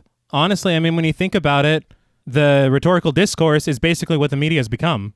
True. So, I mean... That's what I got, because I'm like, what? You have to be saying something. You're saying something. Yeah. And I might be too dumb to figure it out, but I'm smart enough to know that you're trying to tell me something. The only thing that I really noticed was then they were like, don't speak English. It's not safe. So I was like, so what do you... because it's not affecting everyone. Yeah. It's specifically an English issue. Yeah. And that's got to be something too. Is that about imperialism? Is that fucking like I'm trying manifest destiny? Yeah, I'm right. I don't know what's going on, but I think it could be all these things. I will say specifically this Mendez stuff. I understand the need for this scene because things were so confusing that you don't know what the fuck's going on. But again, the fact that he was just so matter-of-fact expository. Yeah. Maybe that's what it was. Something about it kind of, because it's like we're on a roller coaster and it's like tick, tick, tick, tick, tick, tick. And just as we go over the thing, it's like, no, hold on. One second. Let me explain everything. That's what it felt like. And I'm like, why? I don't know if it feels, and you're right, it is completely necessary. And I guess it's necessary for it to be Mendez as well. Yeah. But there was just something about it that fucked with the flow for me. I can't 100% put my finger on it, but something about it, I was like, okay. It feels like it's turning into something different, or it feels like a different movie. There is a change from this point forward. Yeah. And I read in an interview with the director, he said that this is the use of an old plot device. And it made me kind of think of Psycho, where you had the doctor explaining everything at the end. Right. Okay. And I mean, I think if you can think of like, I guess, B horror sci-fi maybe. Yeah. Where they're like, the alien comes from this planet on, fucking Omicron Persei 8. And, so I guess I understand. But I mean, it doesn't mean that you have to put it in your film. Right. But I also am a hypocrite because I did want some kind of explanation. Yeah. I don't know. Maybe we didn't need so much. Maybe. Explain something to explain it. That's God too much damn it. explaining. But outside the studio, we hear various people shouting nonsense, and eventually several of them smash through the windows. I was like, oh yeah, there's a murderous mob outside. Yeah, you forget. That's right. And their faces are covered in blood. Yeah. Like, so they've also seen some shit. But downstairs, Grant just sits there, head in his hands, breathing into the microphone. Mendez, who said not to speak, is basically like, dead air. Yeah. It's like, what are you doing, dude? What do you want from me? He says everyone can hear you breathing, but then after he says breathing a few times, he stops himself, asking if they should make their vow of silence official. Before they can answer, Sydney receives a phone call from her children. She immediately greets them with, "Hi, honey." Sydney. Yeah. I don't know what part she doesn't understand. None of it. But Laurel Ann continues to bash her face into the glass, blood spattering upon every contact. Grant watches in disgust as Laurel Ann stares at him through the bloody glass, muttering and walking away. Sydney stays with the honeys and the sweethearts, and Mendez scolds her for it. But then he says that she should be breathing more. Breathe, breathe, breathe. Stop. Yeah. Laurel Ann begins fucking with the equipment outside until some sparks fly. I don't know what she's doing. I'll smoke them out. But after she does that, she returns to the window. Her mouth is torn open. Yeah. Looks great. It looks fantastic. It's like a bloody grin. Oof, Oh, yeah. But Sydney tells her daughter that it's Valentine's Day and not her birthday, then starts singing Happy Valentine's Day to You in the style of the Happy Birthday song. Sure. Yeah, I don't know. I don't know, but Grant looks at her like, what the fuck? Yeah. Eventually, her daughter won't respond, and she hangs up the phone. But Laurel Ann continues banging on the window, and eventually she backs away, gasping and snarling words. In this moment, Grant realizes he forgot to give her her Valentine's Day card, which reminds Sydney to thank him for the one that he gave her. Seems like an odd time for that. Yeah. Yeah. It's like, oh, by the way, good looking out. Yeah. It's very sweet. But at this point, Laurel Ann begins to gag a bit before vomiting a fountain of blood at the window and collapsing. Disgusting. Yeah, she just ate too much. That's all. Yeah. She had some candy. It's Valentine's Day. She ate too much blood. That's all that Look, came we out. all like what we like. It's not. Yeah. But this is when Mendez is like, oh, so this is what happens when they can't find a victim. This is what they're trying to escape. I don't like that at all. No. Yeah. He says while it is impressive to him, he admits it's disgusting and awful and is like, sorry. Yeah. I He got too excited. Yeah, I put impressive. I think this doctor is pretty detached. Yeah. That was a human. Yeah. reading. Just dead on the floor now. Yeah. But this is when Pontypool residents storm the studio, the three survivors shutting off the light and slinking down in the booth. The residents wander around, mouthing words and banging on the glass. The camera pans across in like standard zombie film fashion. Yeah. And it looks pretty frightening. yeah. Yeah.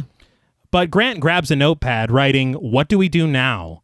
Sydney responds in writing, asking if they throw their voices, will they follow? Grant suggests the loudspeaker outside, and Mendez says the message will travel, suggesting they say an SOS or "We are here." So this is where I was a little confused because they're in a soundproof booth. Uh-huh. Mm-hmm. I was assuming they're writing for their own benefit to not speak rather than to not be detected by the conversationalists. Very Right. good. But it's not passed through hearing, it's passed through comprehension. Uh-huh. So wouldn't even reading an infected word cause the same thing? They shouldn't be writing in English. No. Yeah. Like, They that's shouldn't- step one. They should, I mean, like, have y'all never played charades or like, No. I feel like, Well, I was confused. Where did they all get notepads from? And They where all did had they markers. all get markers? It's like we keep these just in I case. was like, what the fuck? I will say, I mean, you're right, because it's like, well, none of us have ever read a book, so we don't Yeah. know what comprehension is. right. So, I mean, that's a very fair point. I never even thought about that. But this is kind of, I don't know why I didn't like this at all, but for some reason, Sydney suggests that Grant says, Sydney Breyer is alive, which he agrees to do. Yeah, I didn't understand. Yeah. Maybe for her kid, I don't know. I don't understand. They're like No, 100 miles away or they're whatever. gone. Well, he said it would travel. I don't know. I thought that was strange too because it's not even like she was the star of the show. No. Yeah. Like if anything, it would be Grant Mazzy is alive. Yeah. Uh-huh. Yeah, I Mazzy in the didn't morning. understand. Yeah. Mazzy in the Yeah. morning. Mazzy in the Will morning. still be on in the morning. I'm like, Yes. I didn't get that either. I thought that the doctor had a better idea. Right. We are here. I think Yeah. that's, I mean, but Sydney's like, but me though. About- Yeah. Right. They'll come for me. Yeah. Yeah. I'm their favorite. Everybody loves me. But Grant reaches for his microphone as the zombies, as you said, credited as conversationalists, continue banging on the glass. In a low voice, he repeats, Sydney Breyer is alive. Sydney loops it on the console, and we watch as the conversationalists take notice and exit up the stairs. Mendez is overjoyed and says they can breathe again. Breathe. Breathe. You need to fucking calm down. Stop talking. Sydney takes notice and Mendez bangs his head and begins speaking in what I read on a forum and Wikipedia is Armenian. Okay. The virus, of course, as we said, was traveling through English, so this is honestly a very genius move. Yeah. It is. I gotta say, never a better poster child to become bilingual. Yes. I was already trying to learn Spanish, but this movie is going to make Duolingo very happy with me. Because I'm like, man, obviously this is not going to happen, but like, what if this happened? Hey, look, if I've learned anything about horror movies, it inspires preparedness. Yeah. It does. That it does. This one's a big one, though. No, they're not going to catch me slipping. But Grant's voice echoes over the loudspeaker as Sydney writes in all caps, out.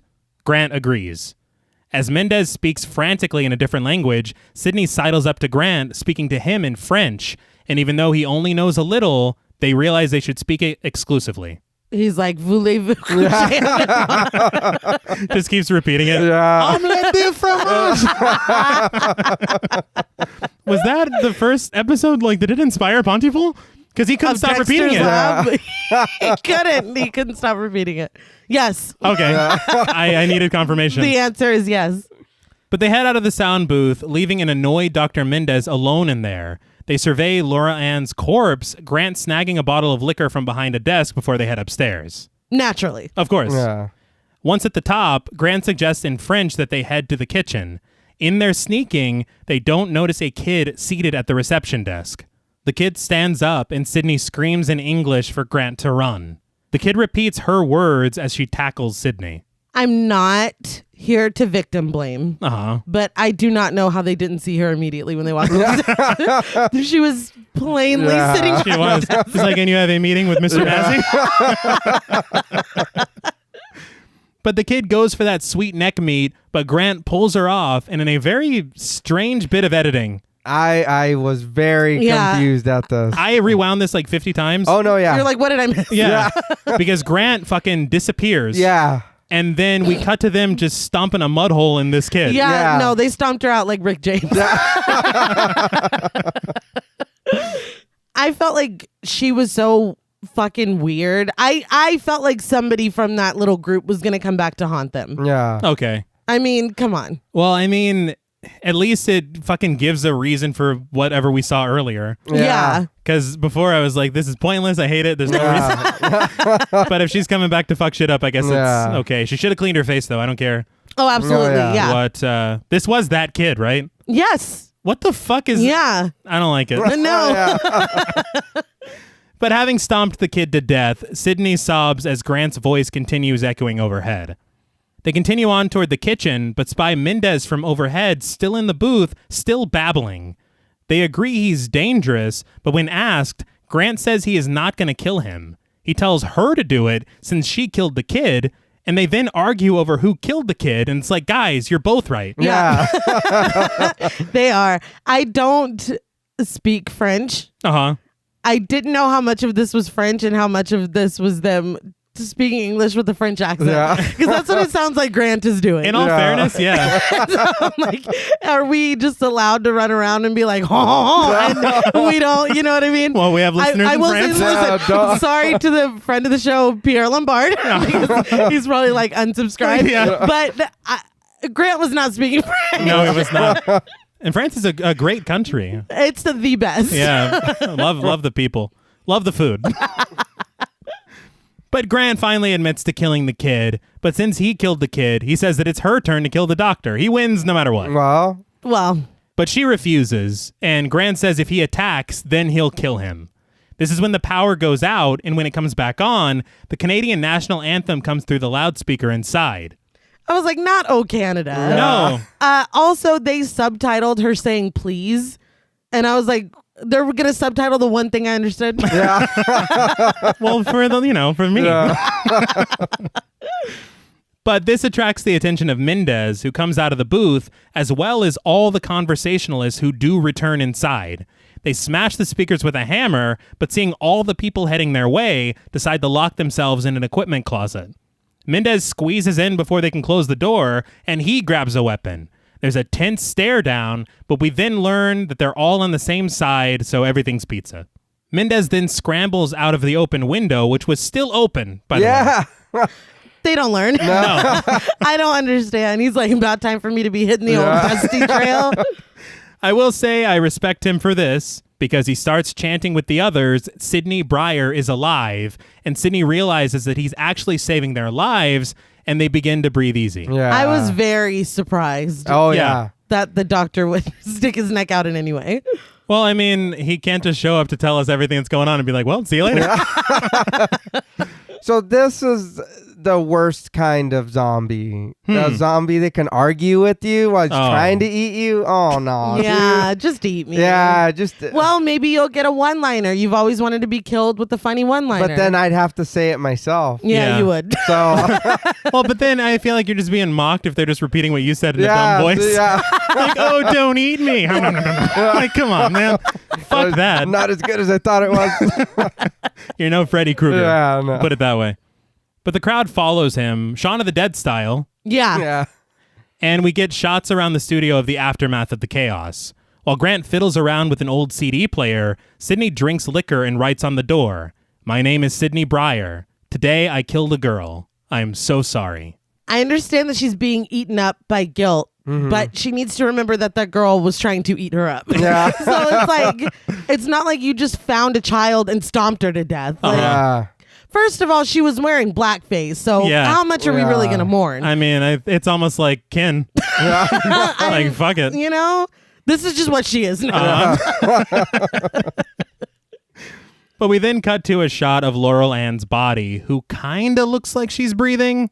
Yeah. I don't know if that was the actor. Or Yeah, me neither. Because we don't really revisit it No. again. no. But when we cut back to the closet, Grant's interview with Nigel Healing is playing from a CD, and the entire door is covered in Sidney's writing. She got a lot to say. Yeah. Treating it like her fucking journal. Like what? But very drunk, she tells Grant in English to speak up. He's like, "French," and she apologizes. He tells her to stop talking, but she continues in English, telling him to give it up.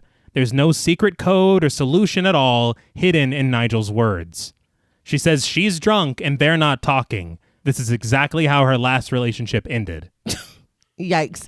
I understand that she's upset, but you really got to get it together. Like, Grant's at least trying to fucking figure something out. He is, but I mean, it's also Valentine's Day. And But he focuses in on Nigel saying understanding, and he realizes it. How do you stop someone from understanding? He then stares with psycho peepers, and she asks if he's going to eat her soon. The way he looked, it was a valid question. I was like, well, that's just who he is now. But she tells him it's okay. She doesn't want to be the killer. But Grant is focused. How do you stop understanding? How do you make a word strange? She tells him that he's talking a lot, and they're going to let killers in if he keeps killing his own rules. She says that she'll kill a killer. He asks, how do you disinfect a word to not understand it? And she says, you kill the word that's killing you. He says he used to repeat words when he was a kid until they were incomprehensible. I remember we used to do this a lot, and it was just like, I don't even know. Yeah. It's when you say it a lot or when you write it a lot. You're like, I'm pretty sure this is not a word. When I was a copy editor, I was like, I don't think I understand this language. I think they wrote this and fucking, I don't know. But reduced to tears, Sidney says you have to kill the word, all the killing.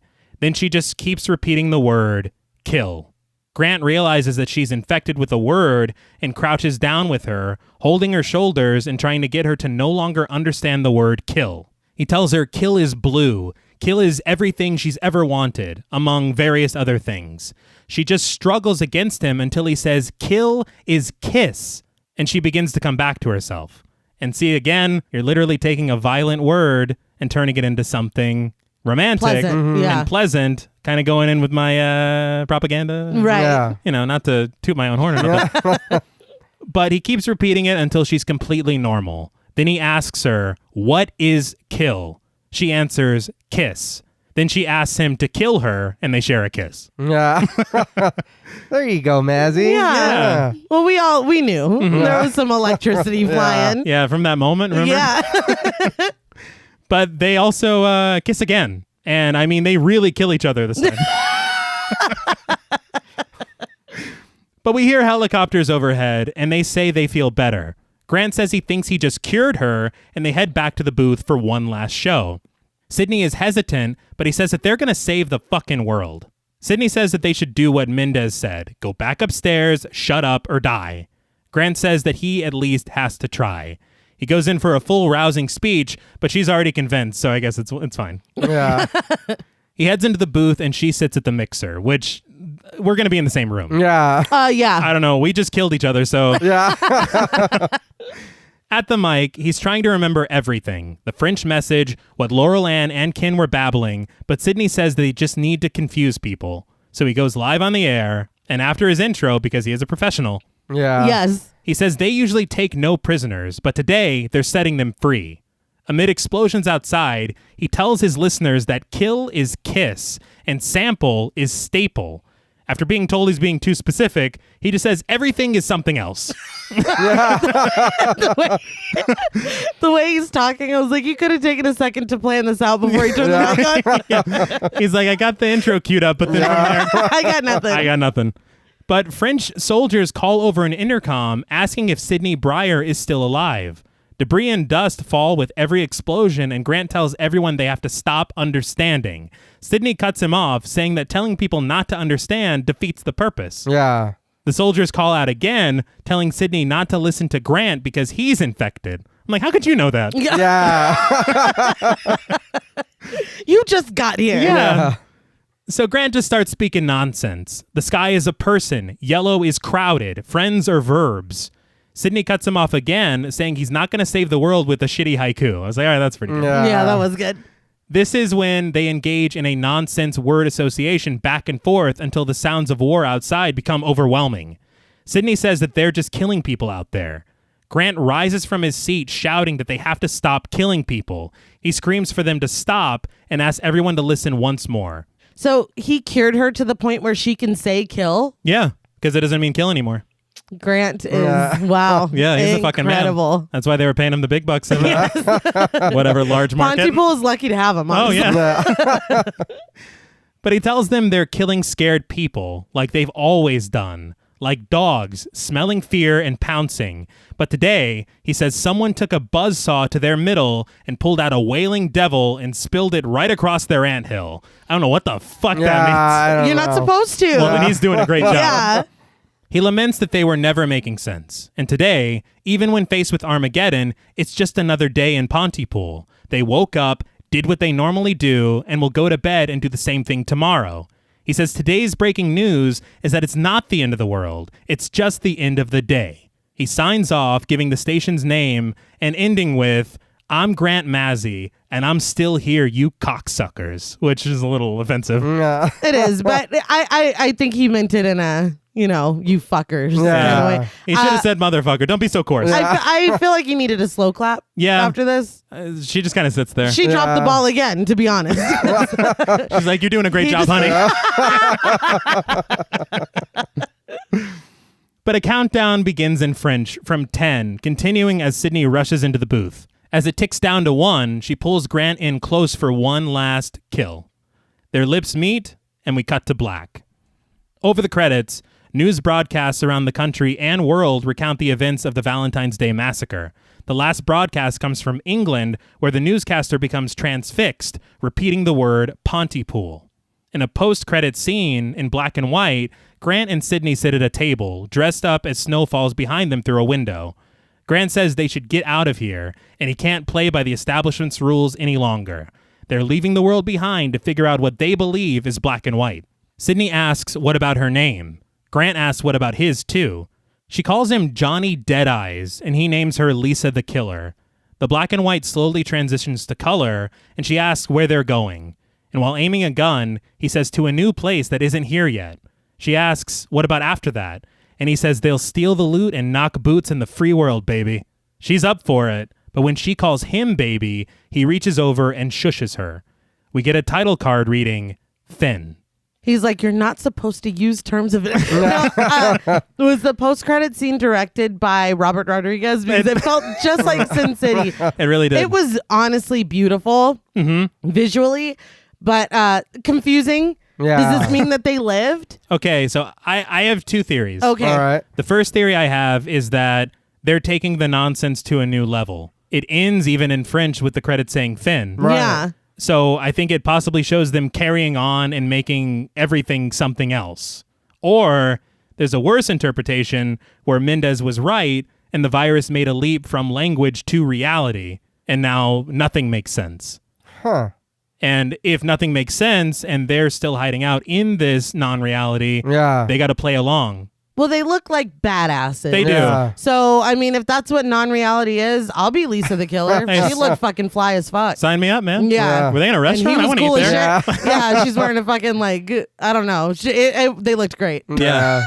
I will say I found out literally yesterday that there is a spin-off to Pontypool. Really? Yeah. It's got the entire crew, the What? writer, the director, the cast. It's called Dreamland, and it came out in 2019. Right. And What? it takes place in this post-credit universe. So, And it's, Yeah. like, out? It's a thing? Yeah. Oh, man, I got to check this out. Yeah. and they're playing these characters. All right. That's Yeah. badass. So I'm very intrigued by that. Right. But I have to ask the customary question. What did you guys think of Pontypool? I did enjoy the movie. Like I said, I'd never seen this before or heard of it or whatever.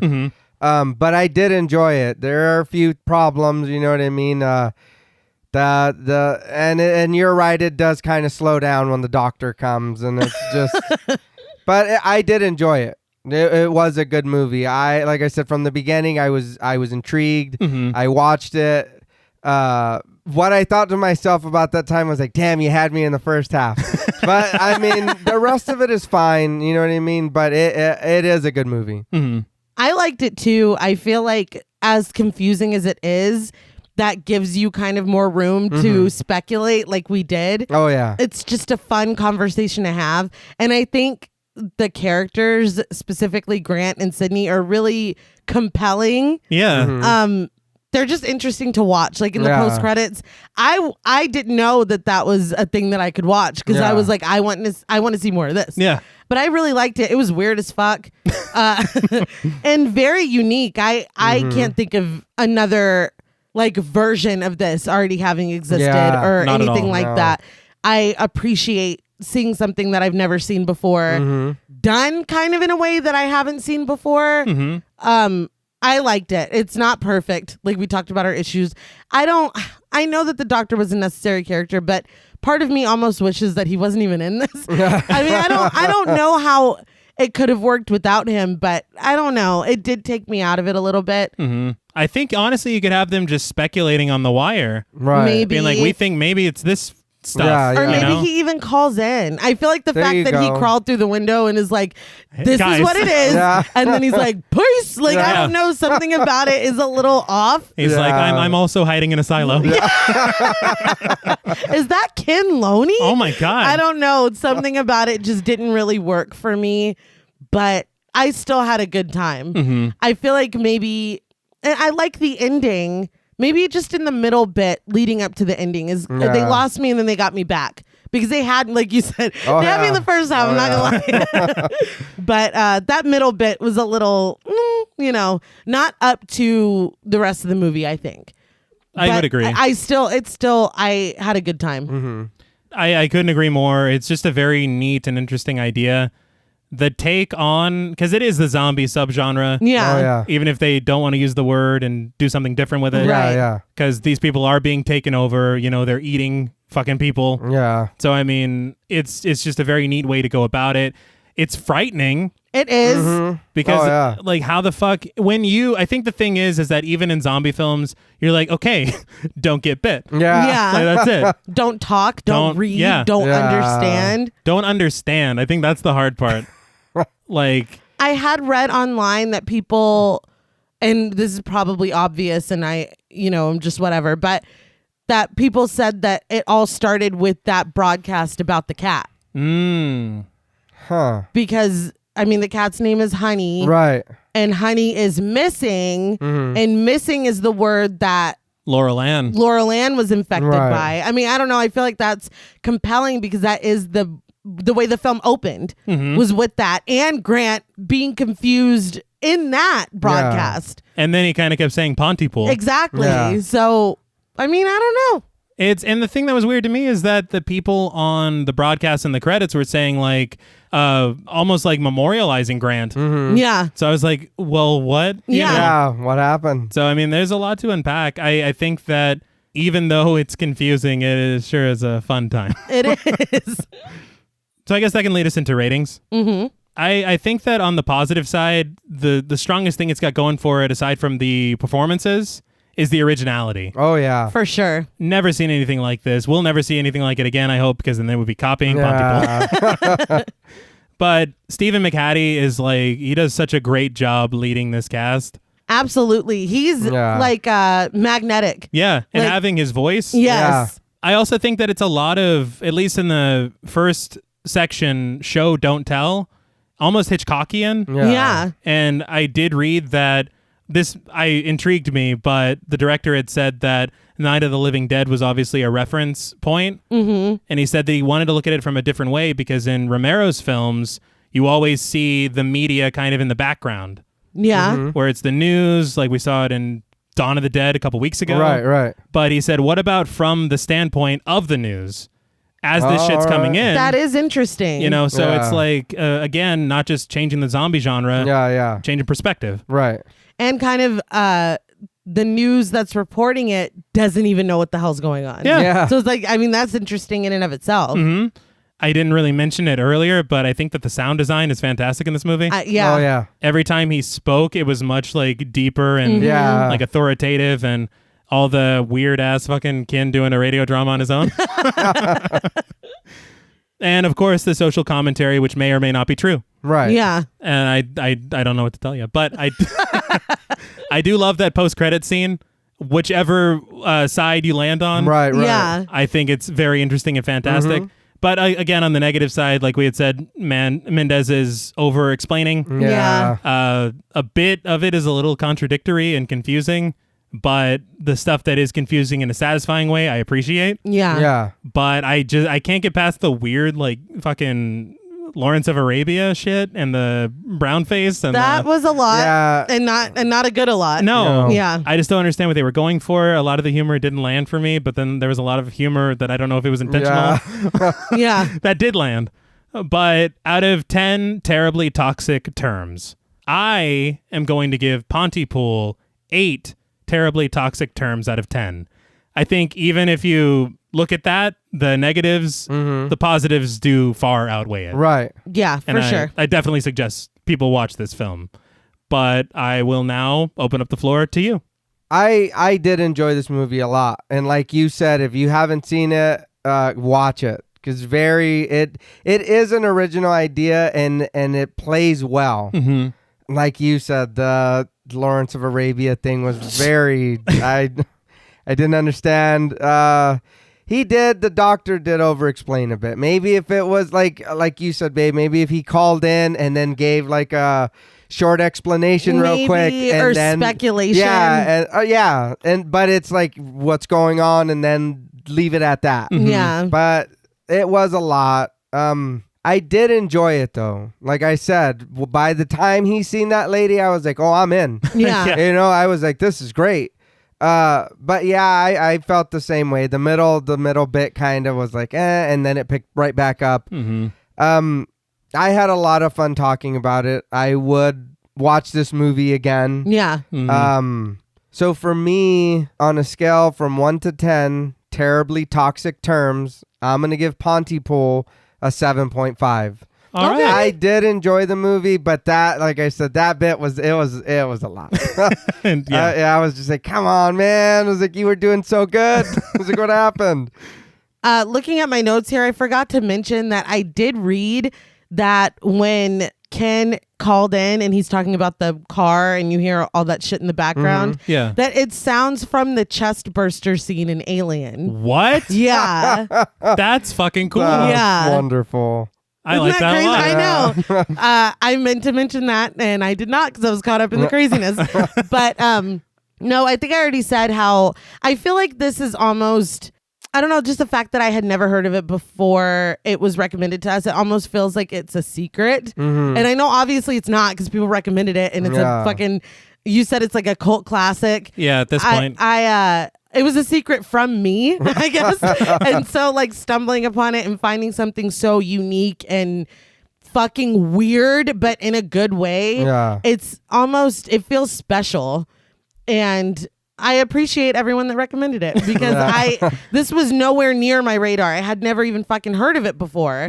So, I mean, everything that I said about it being unique, the acting really shines. Oh, yeah. Because in a movie so closed off, like they're in this radio station for the entire film. If the acting is lacking, this is immediately cheesy. Yeah. It doesn't work. Like everybody had to be committed and really bring it. And I feel they did. Even Ken on the phone. Yeah, like dude. everybody fucking understood the assignment and they did what they were supposed to do. Cons, again, the blackface, brown face, fucking Lawrence of Arabia shit. I don't understand any of that. And I feel horribly for the doctor. There's something off to me about it. I can't fully pin down what it is, but it didn't work for me. He's too excited, too. Yeah, maybe.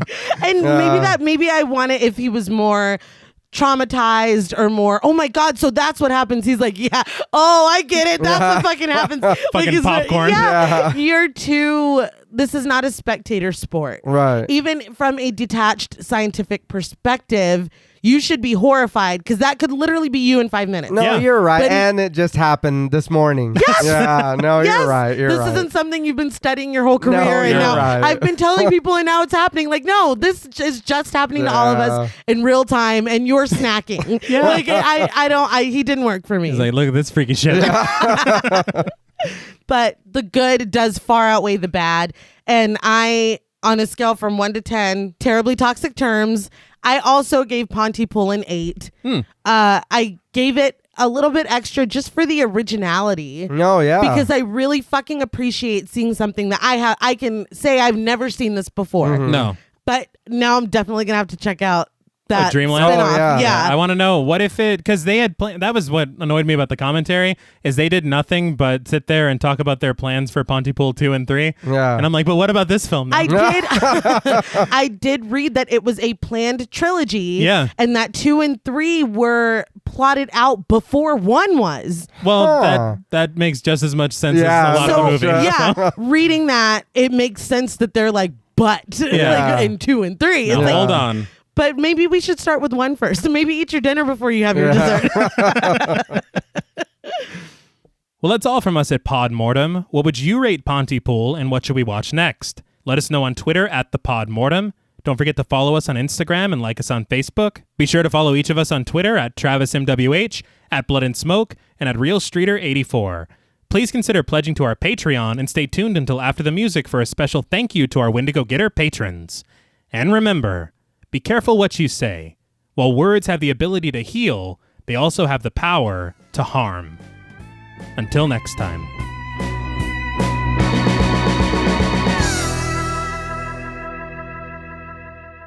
Thank you for staying tuned. We want to give a very special thank you to all of our Wendigo Getter patrons. Hey, Woo! thank you. Yeah. Bah, bah, bah, bah.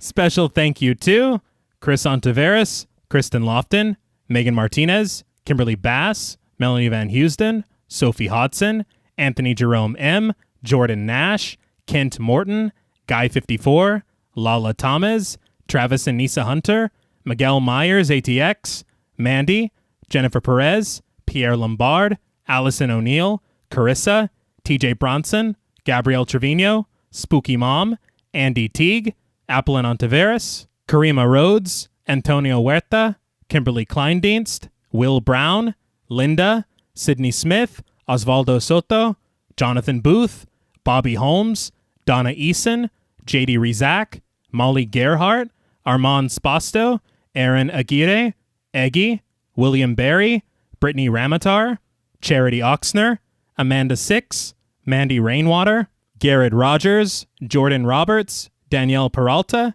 Dylan, Melissa Sierra, Holly Bryan, Alex Schultz, Jordan Blevins, Michelle Moore, Liz Heath, Spencer Montalvo, Pancake the Panda, and Michael Newting. Thank you all so much. Woo! Yeah. Got a little crack in there. I'm very excited. Mazzy in the morning. It was Yeah. We want to thank you all for all your support and just let you know that you are all too Pontypool for school. All right. That was good. I did my best. Until next time, folks.